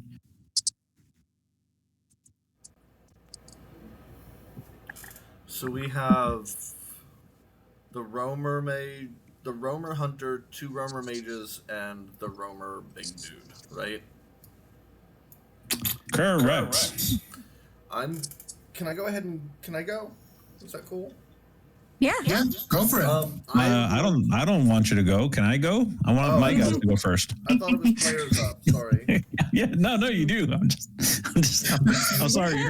You were just asking, and I was like, hey, wait a second. Can I go? I want to go. I was asking the party if I could go. I'm gonna spend 30 MP Ooh. to cast Lux on Roamer Mage Hunter and Roamer Mage 2. So that is Insight plus Willpower. If I need to, I might push this because Amelia has fallen and I am loyal to her. But we'll see if I need to. Ah! That doesn't count. It fell out of the thing. 12. Definitely going to hit the mages, and you're hitting the hunter as well. Yeah, it's going to hit the hunter as well. So that's 7 plus 22 damage for each of them. As like light erupts from like he lets go of the gun in one hand and he like extends his other hand and like light just shoots out of his hand. Like in spears that lands on their chests.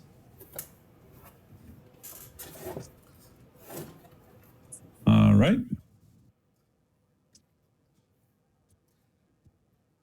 All right, the mages go ahead and they fall into crisis. It is now their turn. Good You Lord, see that how the light much- goes...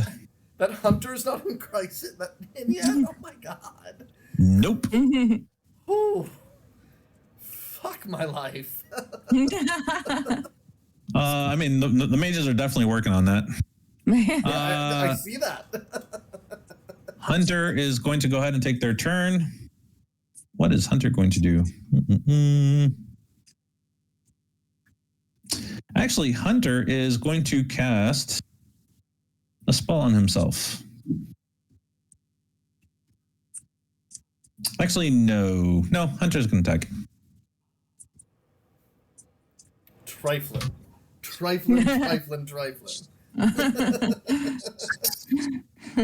Oh, God. Oh, great. Going to be shooting at Luca. Pulls out the E10 pulsar, fires off a shot of this pulsating beam. It misses. Taking a shot, you'll see that Luca kind of dodges away from the shot. It is now the player's turn. I think I'll take my Sharon, if that's okay. Hell yeah, do it. All right. So I'll go after mage number 1. And it's, again, gotta trust that nice hammer I got on me. You got That definitely this. would do it. I am very angry that they managed to wound me as much as they have. All right, and you did 17 points of damage. All right, you see that the hammer slams into the mage. The mage stumbles backwards. You see that they're gasping for air, but they're still standing. Take the L. Die already. Down.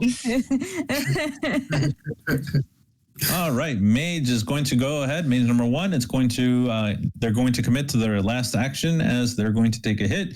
They're going to cast Ignis. It's going to hit target Benji. D, and Luca.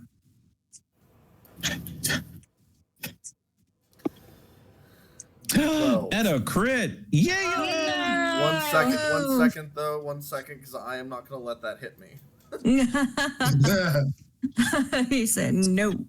Well, Let's see. let me ask you a question. How do you avoid a crit? Crit is that it succeeds no matter what. Psychic Shield doesn't do it because my defense can go higher. I'm going to say that a crit overrides the Psychic Shield. I'll be honest with you, because a crit is a crit. Okay. It has to hit. All right, let me take a look at what I want to do for opportunities. All right, first off, let's go ahead and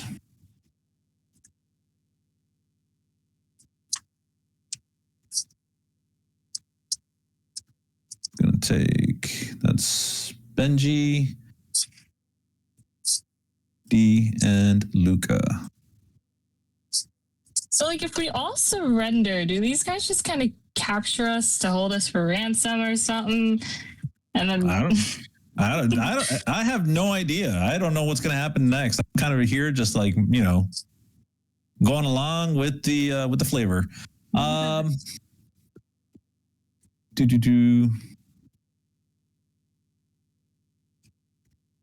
What do I want to do?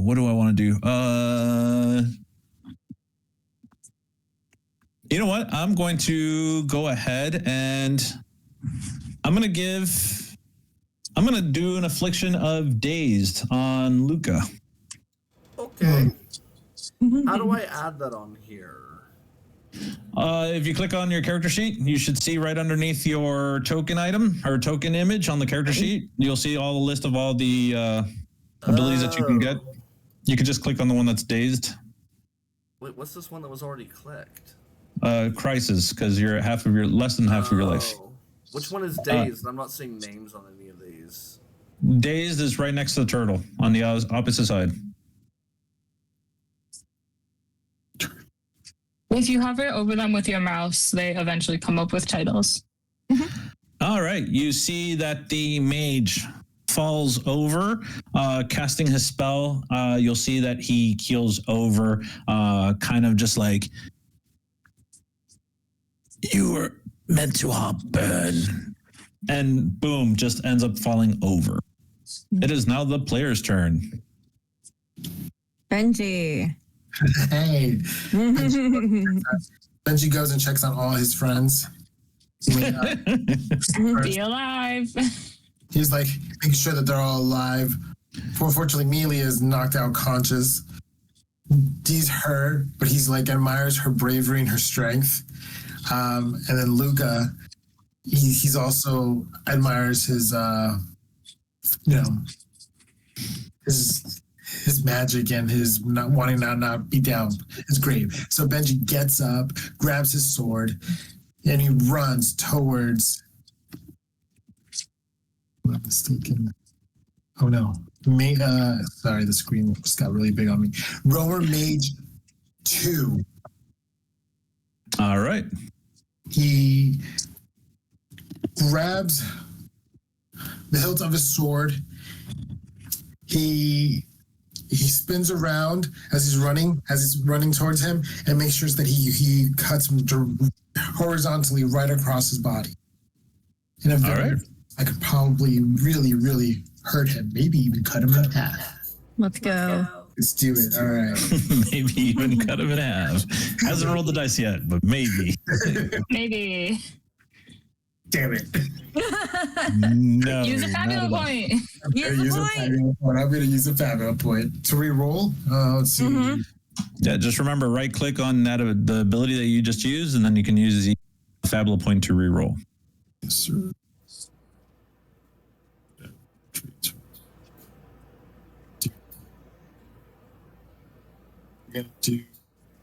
Is it like dexterity or might, or which would it be both? What is your dex size is 1d8. You got a 4, so just below average, and then you 2 on that other dex on the might. So in that case, I would opt to do both just to see if you get better chances, but it's up to you. He misses. He gets back up, and then he That hits. grabs again his sword and he cuts him right up on his face. Maybe cutting his head off. Maybe. All right.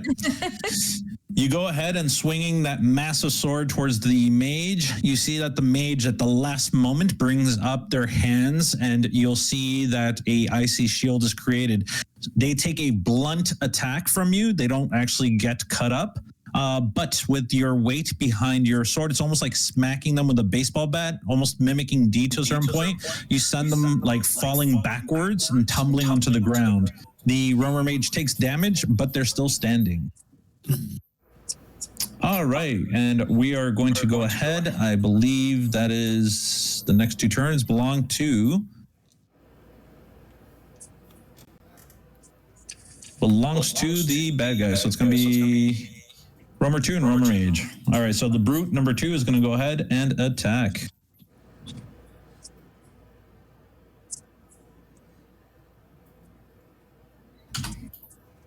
Oh, why did I do 1d4? One moment. Let me just do 1d3. There you go. 1d3. All right, Luca. You'll see that the Brute runs over with their sword, and you see electricity vibing upon the sword, swinging it wild and wide. You'll see that he's trying to get you in one smack. Mm-hmm.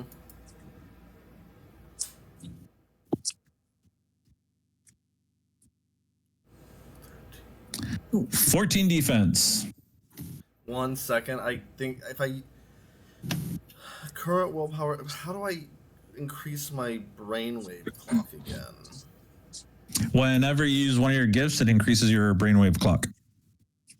So if I use Psychic Shield, it does increase my brainwave clock. So that makes my defense 14, but meets beats, doesn't it? Correct.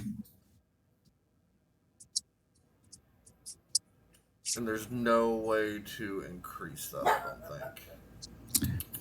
think. No, not with, again, you can only use a brainwave clock in response once, so you'd be able to increase it to 14, but that's about it. There's not much else you can do. Yeah, okay. All right, so you're going to be taking the 17 points of damage. Did you already take your... Huh? Did you already take the damage off your character sheet? Do you want me to do it? I'm out. Oh, you're out? I had 6 left. All right. So, surrender or sacrifice. I guess I'm the surrender. All right. So with surrender, you get 2 Fabula points back. Change your theme to one that has a more negative connotation. Again, vengeance, I've been doubt. thinking about this. My theme was home. And I think now, after seeing the state of this world, my theme is empire. Ah. I just downgraded mine to impulsive. Y'all have the chance to build a better world, and this is what happened to it. No. So wait a second. Are you planning on making and creating an empire? Maybe. Gotcha. All right. And so the second mage stands up. They're going to go ahead, cast their spell. There's going to be targeting Benji as well as D. Oh, crud. I think we're all going to fall today. Yeah, that's why I was asking. Like, are we just going to go on a massive side quest of getting kidnapped? Yeah. And that poor antagonist that we just made is going to be like, where the hell are they? I expected them to come rescue this person. All right, so ice begins to rain down. D, you get caught in the ice. You'll see that Benji jumps out of the way, avoiding the icicles that are coming down and feeling that blast of cold weather. D, surrender or sacrifice? Surrender. And the theme of hope is changed to a theme of woe. Awesome. And remember to get yourself Benji. 2 Fabula points. Then you can solo them. Let me solo them. All right. He changes into a pot helmet and knowing. Yeah, right. Oh yeah. This was not on my bingo card tonight, everyone. This was absolutely not on my bingo card tonight. All right. So, Benji, you get to go first. We just got our asses handed to us. Buddy. John killed me. This is the first time. Benji can't believe what's just happened. And he regrets being so cocky earlier in the fight. But you know what? This is not going to give up. He's gonna go and he's gonna run towards Romer Mage 2, and then attack to get him weakened. So we are Respect. I'm gonna get rid of him. He got rid of my friends. I'm getting rid of him. Do it! Forgive! Yeah, All right. go attack that furry. Romer Mage gets Take him defeated. out. You'll see that Benji goes ahead, runs up, slashes at the Romer Mage, and you'll see that a spray of blood kind of covers Benji as the body falls over. Turning back towards the battle, Benji looks. You'll see that 3 of your allies are down on the ground. You're going to see that there are still 2 individuals standing out there. One that seems to be in pristine condition. The other one seems to have taken a hit or 2. But they are now going to both be taking their turns against you. All right, so that was Benji. When I attack him, I did say, how's... Damn it, I lost it. How does it feel? I was like, cold enough for you?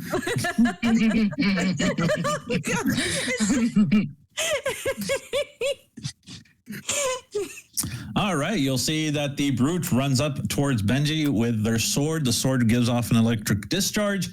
Benji avoids it, moving out of the way. Hell yeah, he does. All right. And then finally, the hunter is going to take their turn. Hunter is going to fire off a shot at Benji. No. Oof. Ow. That'll hit. Definitely going to hit. Benji gets shot. You'll see that the pulse hits Benji and darkness begins to surround Benji. What is that doing? Wrong Benji, person. hit, summon or mage and do it. Do it now. Where's our summon? Yeah. And she heals back to fall. I completely forgot it was rigged. Damn it. All right. All right. I need one more turn. And so we are back. That's the end of that round. We're going to move to round. It is now your turn, Benji. What would you like? Make or break. Benji's hurt. He's really bad, but he knows when he needs extra help. Contacts Hankyo for assistance. Hankyo! Go ahead and roll a 1d6. All right. A roll check, 1d6. Yep, just roll a 1d6. If you go into the chat, just write /R space 1d6.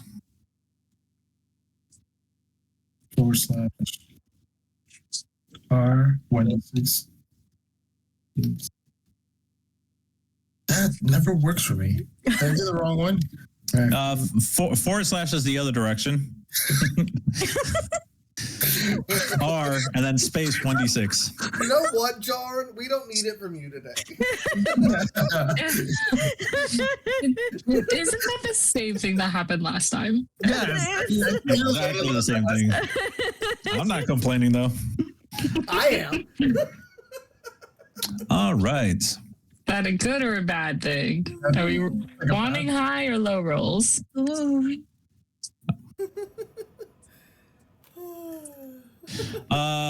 Go ahead and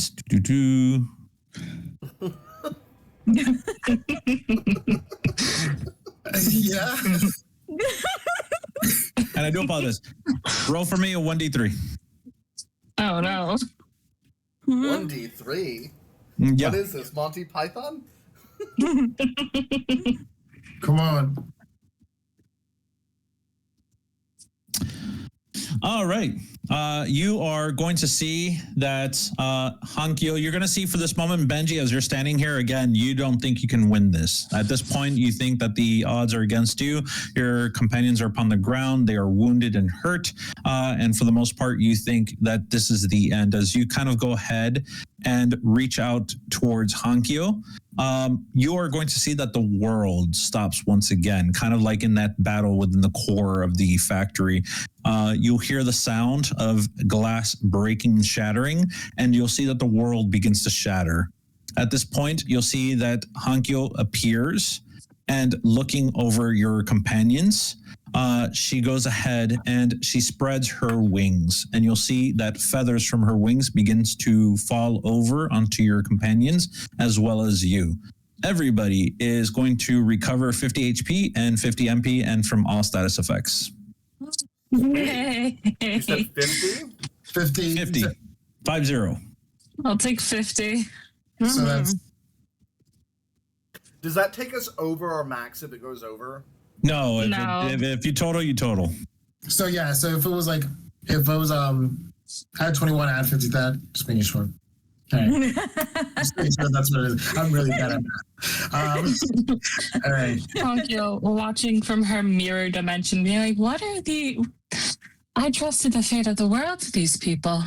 I reach into. They died to some goons. Benji reaches into Dee's pocket and pulls out the mirror. This is I had the mirror. Amelia. Oh, Amelia had it. Benji goes, reaches over to Dee's pocket, grabs the mirror, and says, Hankyo.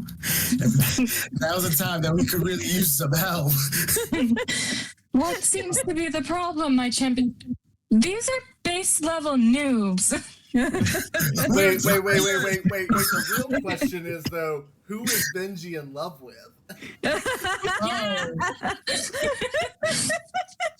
Oh, right. shit.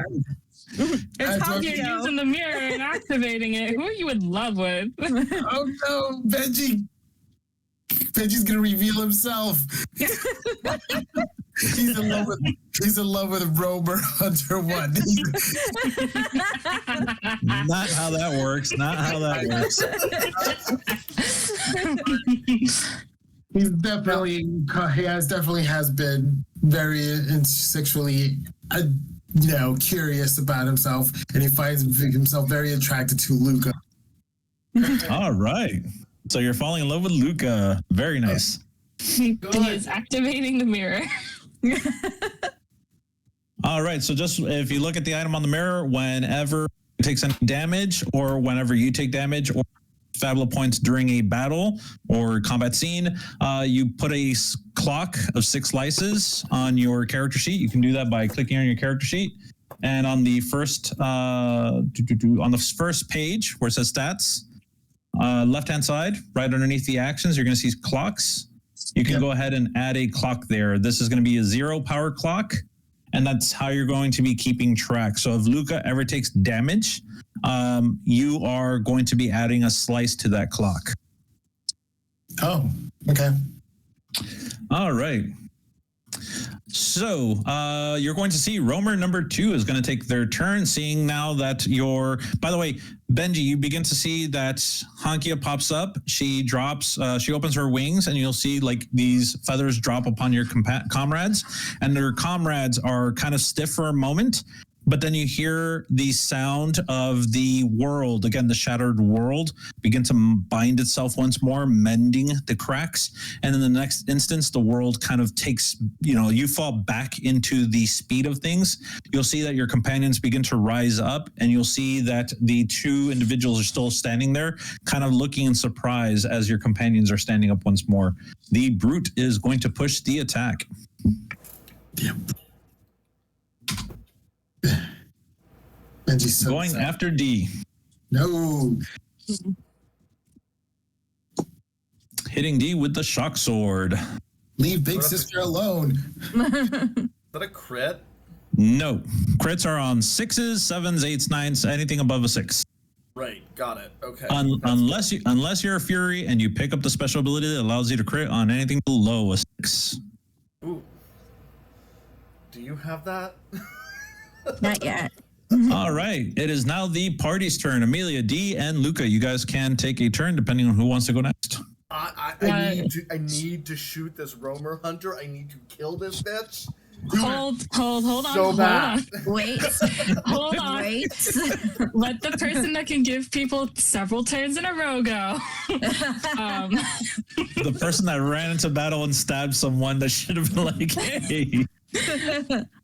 The momentary death has made me less impulsive, made me realize that was a dumb idea.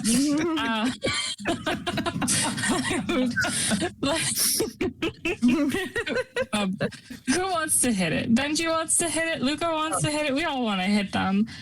Who wants to hit it most? Who wants Luca. a basic attack? Luca wants to hit it. Luca, take a charging cavalry. Please. So how does that work again? Remind me. I choose one ally that can hear me. The ally must immediately perform a free attack with a weapon they have equipped. They gain a bonus equal to my skill level at that point, which is for charging cavalry a 2. Wait, so I have a +6 on this roll? You have a +2. No, but I From also me. have the weapon as a +2 accuracy, and I have a +2 accuracy from sharpshooter, so I get a +6 on this roll. You're going to have a Correct. +6, but your HR for the roll is going to be 0. So when you attack, if you select on your character sheet, the weapon that you're going to be attacking with, which is Soleil, if you right click on it, shift and click on it. If you click shift and click on the Soleil, it'll do the roll, removing the HO, the higher roll. Sorry. Oh, so it's just a base 12 damage then. Correct. Okay. Sorry, I like rolling real dice. I'm sorry, everybody. No, you're good. You're good.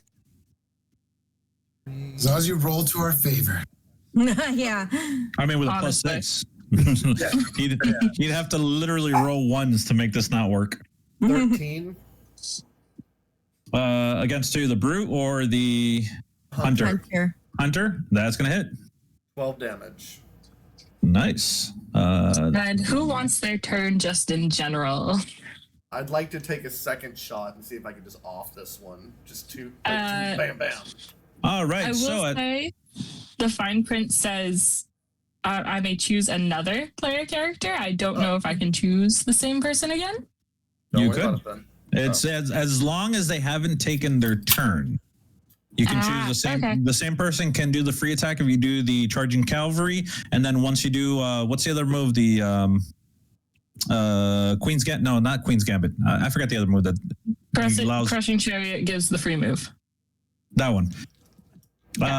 You'll be able to go ahead and select the same person. But when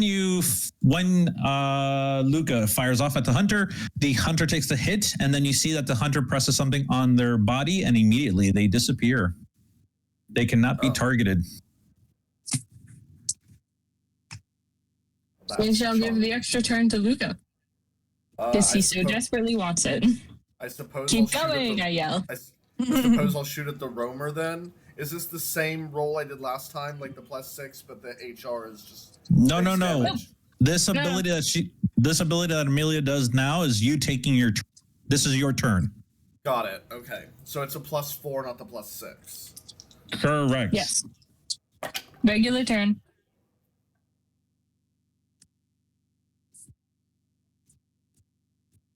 $20. Yeah, that's gonna hit. There's nothing that can defend 20 at this level.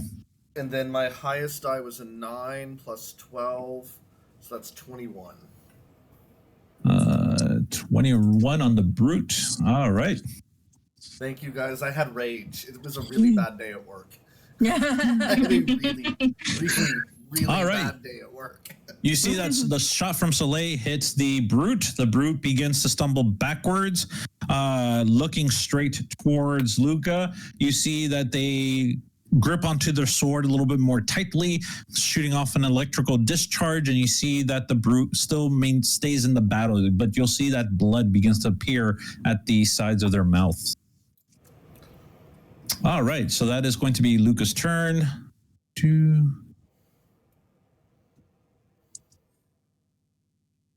And I think so. Amelia went first, then it was Romer, then it was Luca.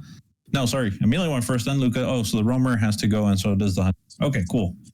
Roamer's going to go. Going to target D. No, sorry. Who are they going to target? They need to roll for that. Sorry. Hold on 1 second. You okay? Watch it still be me.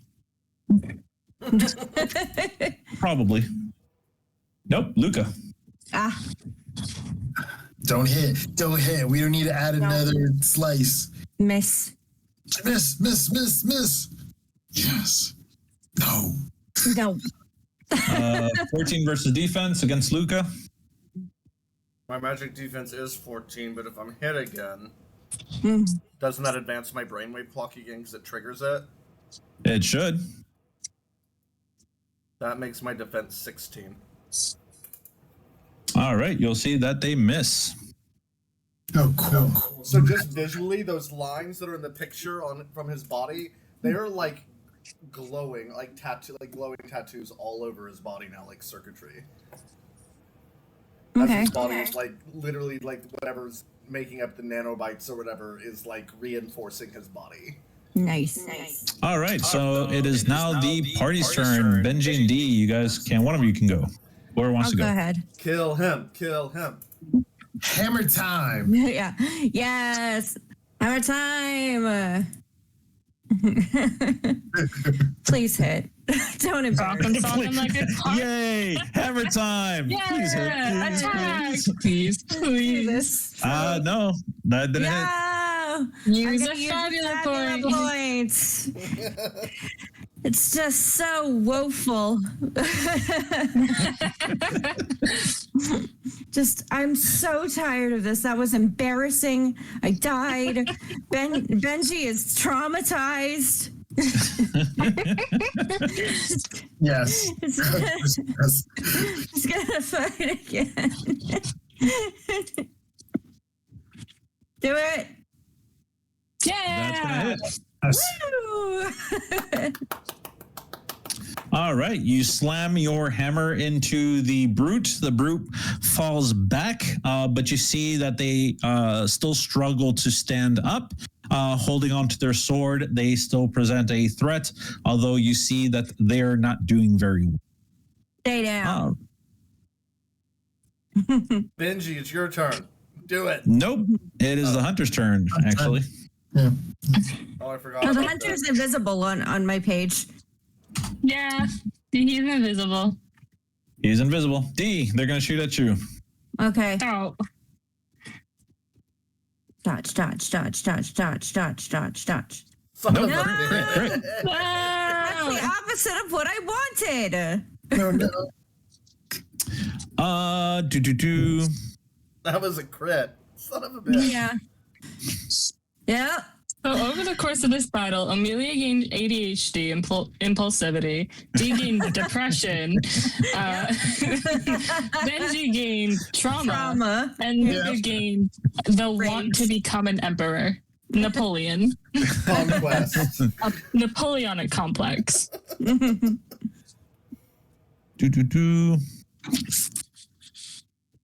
You know what? I am just going to go ahead and say,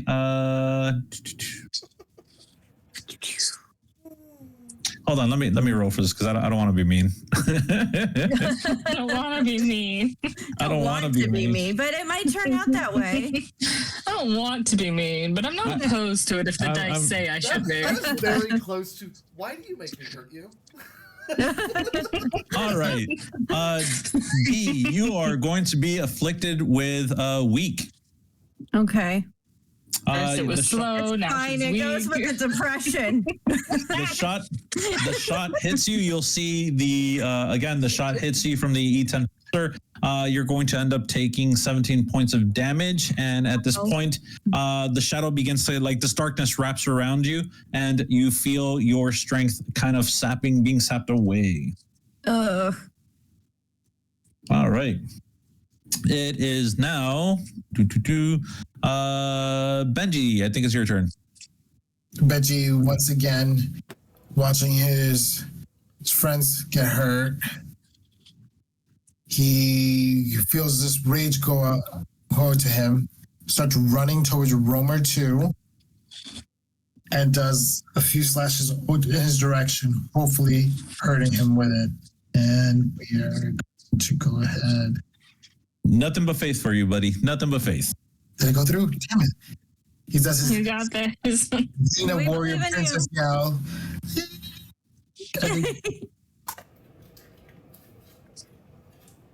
That was And enough. that's it. Yeah. Hell All right. yeah. You see Yeah. that Benji's sword cuts into the brute, slashing upwards. You'll see that the brute kind of meanders for a moment, begins to stumble, and with a loud crash falls upon the ground, dropping their weapon. It is now going to be the start of the next turn, next round. All of you guys, one of you can decide to go first. At this point, by the way, you cannot see the hunter. They are invisible, disappeared from you, so you can't target them with attacks. Do you have anything that can do area of attack? Oh, wait a second. Oh, I have to be able to see them. Never mind. Son of a bitch. Oh, what did I just hit? No worries. All right, who would like to go first? Can I spend a Fabula point to turn the tides of battle? Ooh. In what regard? This is going to be a little bit dark, but it's D, so it works. D is going to cut her hand and fling it out towards him to try and get some blood on him so that they can at least tell where he is. Oh. I saw that. That is really dark. Told you. I mean, I was going to suggest maybe trying to break open one of the oil lanterns, putting it on the street, and hoping that he gets caught in the flame. This But is D I'm- we're talking about. I'm down with D spending a Fabula point for that. That's totally fine. Okay. All right. So that's going to be your turn. You're going to see that the hunter kind of moves around, and you see that you can actually see where your blood sprays, where D's blood sprays upon him. You definitely can make this person out. They weren't standing too far from you guys. All right, that was D's turn. It is now going to be the hunter's turn. Well, actually, D, you know what? Since you spent the Fabula point, go ahead and take your turn. Nice. Okay. Get him. Do it. Do it. Head down, Do it. head up Do it. before he goes Do it. invisible again. Hammer You time. thought you could hide. You're no predator.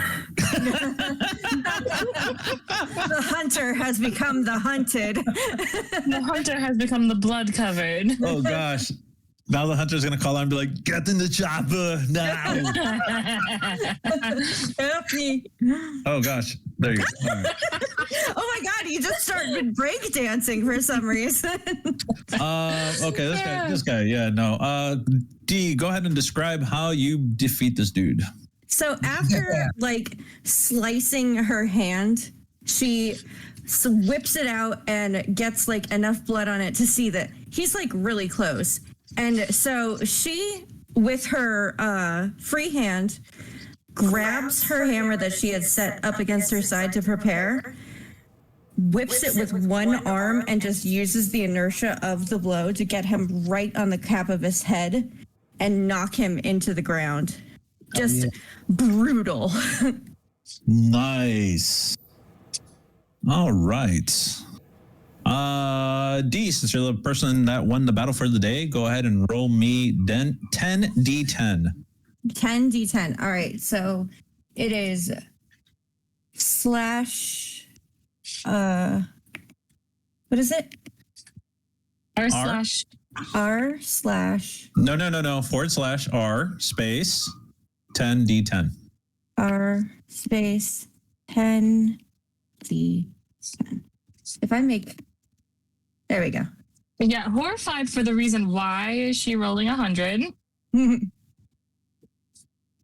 Well, I mean, that's how much damage the dragon is going to do when it comes in. Oh, you didn't think that there was a dragon, did you? No. Amongst the characters, you're going to find 63 zenits, of which you guys can keep. You guys can, D, you can split it with the party and put it into party inventory, or you can keep it yourself. It's up to you. I'll put it in the party inventory. All right. And so... That way, hopefully, we can buy some health potions and So nice of you. not get in trouble. Benji's just in awe of his big sister D. Yeah. So Benji was traumatized seeing her go down. Amelia. I made up for it. It's fine. Amelia the protector, and Luca, his secret lover. Whoa! Luca hasn't consented to this yet. You're in love with Luca. Right now. Exactly. Secret fantasy. Okay, Mariah. Can you? It's just Luca's just soda pop. Okay, real talk though, that song is a fucking bop. Such a bop. Anyway, Darn, can you add the money to the If you party inventory? in your It's not sheet, letting me. no, For the party inventory. How much are XP you did using we the get tonight? deposits on it into party sheet button? Is there a deposit Yeah. in the party? Yeah, if you look at the center bar, right, 2 spaces from the left from the zenit towards the right-hand side, there's a deposit zenit to party sheet. Oh, thank you. I did not see that. All right, so...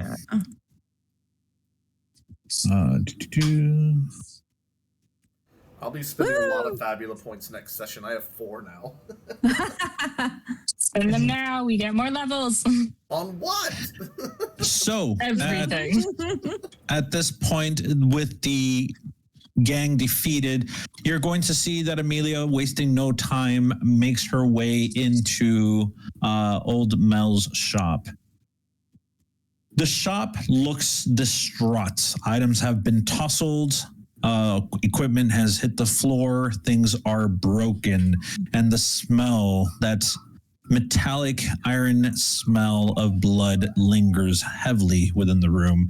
As Amelia steps in forward, you're going to see Beth sitting there. She is kind of grasping at the side of the table, trying to lift herself up. And you see that she weakly falls back onto the ground. Looking around, hearing the sound of footsteps, you'll see that Beth turns her attention towards the incoming Amelia. Yeah, I'd like to help her up into a chair, please. You'll see, no, you definitely can. And as Rylan goes ahead and bends over to help out Beth, Beth comes out and says, "They took Mel. They've taken her. What's going on, Amelia? What's happening?" Do you have any inkling as to where? They said something about, and at this point, you'll see that she mouths off the words for the location of Namu. But the audience, as we pull back on the camera, we are going to hang up the session at this moment, and we're going to call it a night. Fabulous. Woo. Fabulous. All right. Ultimate. That was so awesome. I have not been in a game in a long enough time where like a combat actually felt like it was about to like turn south on us. Yeah, that was rough. That was This is the first time Jordan has managed to kill me. no, but I really liked that. No, it felt like we have stakes in this now, and like we all had really cool character development from it. I'm happy about Yeah, that. that's true, actually. Yeah. Not my fault. Not my intention to kill anybody. You guys just kind of ran in there, and I'm like, It's okay. true. We sure did. What's our XP? Yeah. Yeah. All right. Let's He's getting to that. Hurry up! I am a Whoa. player.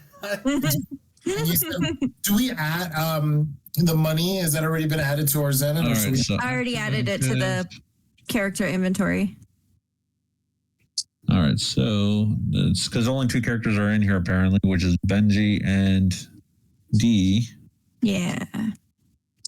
So is that based off of who spent Fabula points this session? That's everybody that spent Fabula points. And that's also including like Luca, because Luca does not spend the Fabula points in Foundry. So I have to actually make sure I keep track of when Luca spends Fabula points. So I don't think I spent a single one this session. Yeah, I don't think I spent one this session. So you guys would have obtained. No, that's not right. You guys were at 7-3 when you started. No, that's not right. 7-8. You guys know, because you can get 5 XP normally, anyways. Technically, you guys should be 8-3. 8-3. 8-3. We got a level. Got it. Yeah. Yummy. What? I got 38 XP. Nah, just kidding. On the character sheet, if you can just go ahead and update it to 8-3, and you should be good to go for next time. Well, of course, pick your moves, pick your abilities. What do I want? Are we doing a sign off? Well, we can do. We should definitely do the sign off. So, Let's not ghost them like last time. Right, I totally ghosted us last time. I'm sorry. Thank you so much for joining us tonight. I hope you had as much fun watching the stream as we had playing it. I think I'm speaking for all of us when we had a blast tonight. Join us in 2 weeks for our next session. Look, which will be September 26th from 8 p.m. to 11 Eastern Standard Time. Also know that these episodes are uploaded to YouTube. You can watch our backlog of this. Please understand our first couple episodes were a little rocky in terms of the tech, but we have improved. Thank you so much to my players here. Thank you to Jarn for running, and thank you so much for watching. Join us on our Discord. Come talk to us about the game. Come talk to us about your games, and have a wonderful rest of your night. Thank you so much, and have a good one. Bye-bye. Bye. Later, everybody. Bye. All right.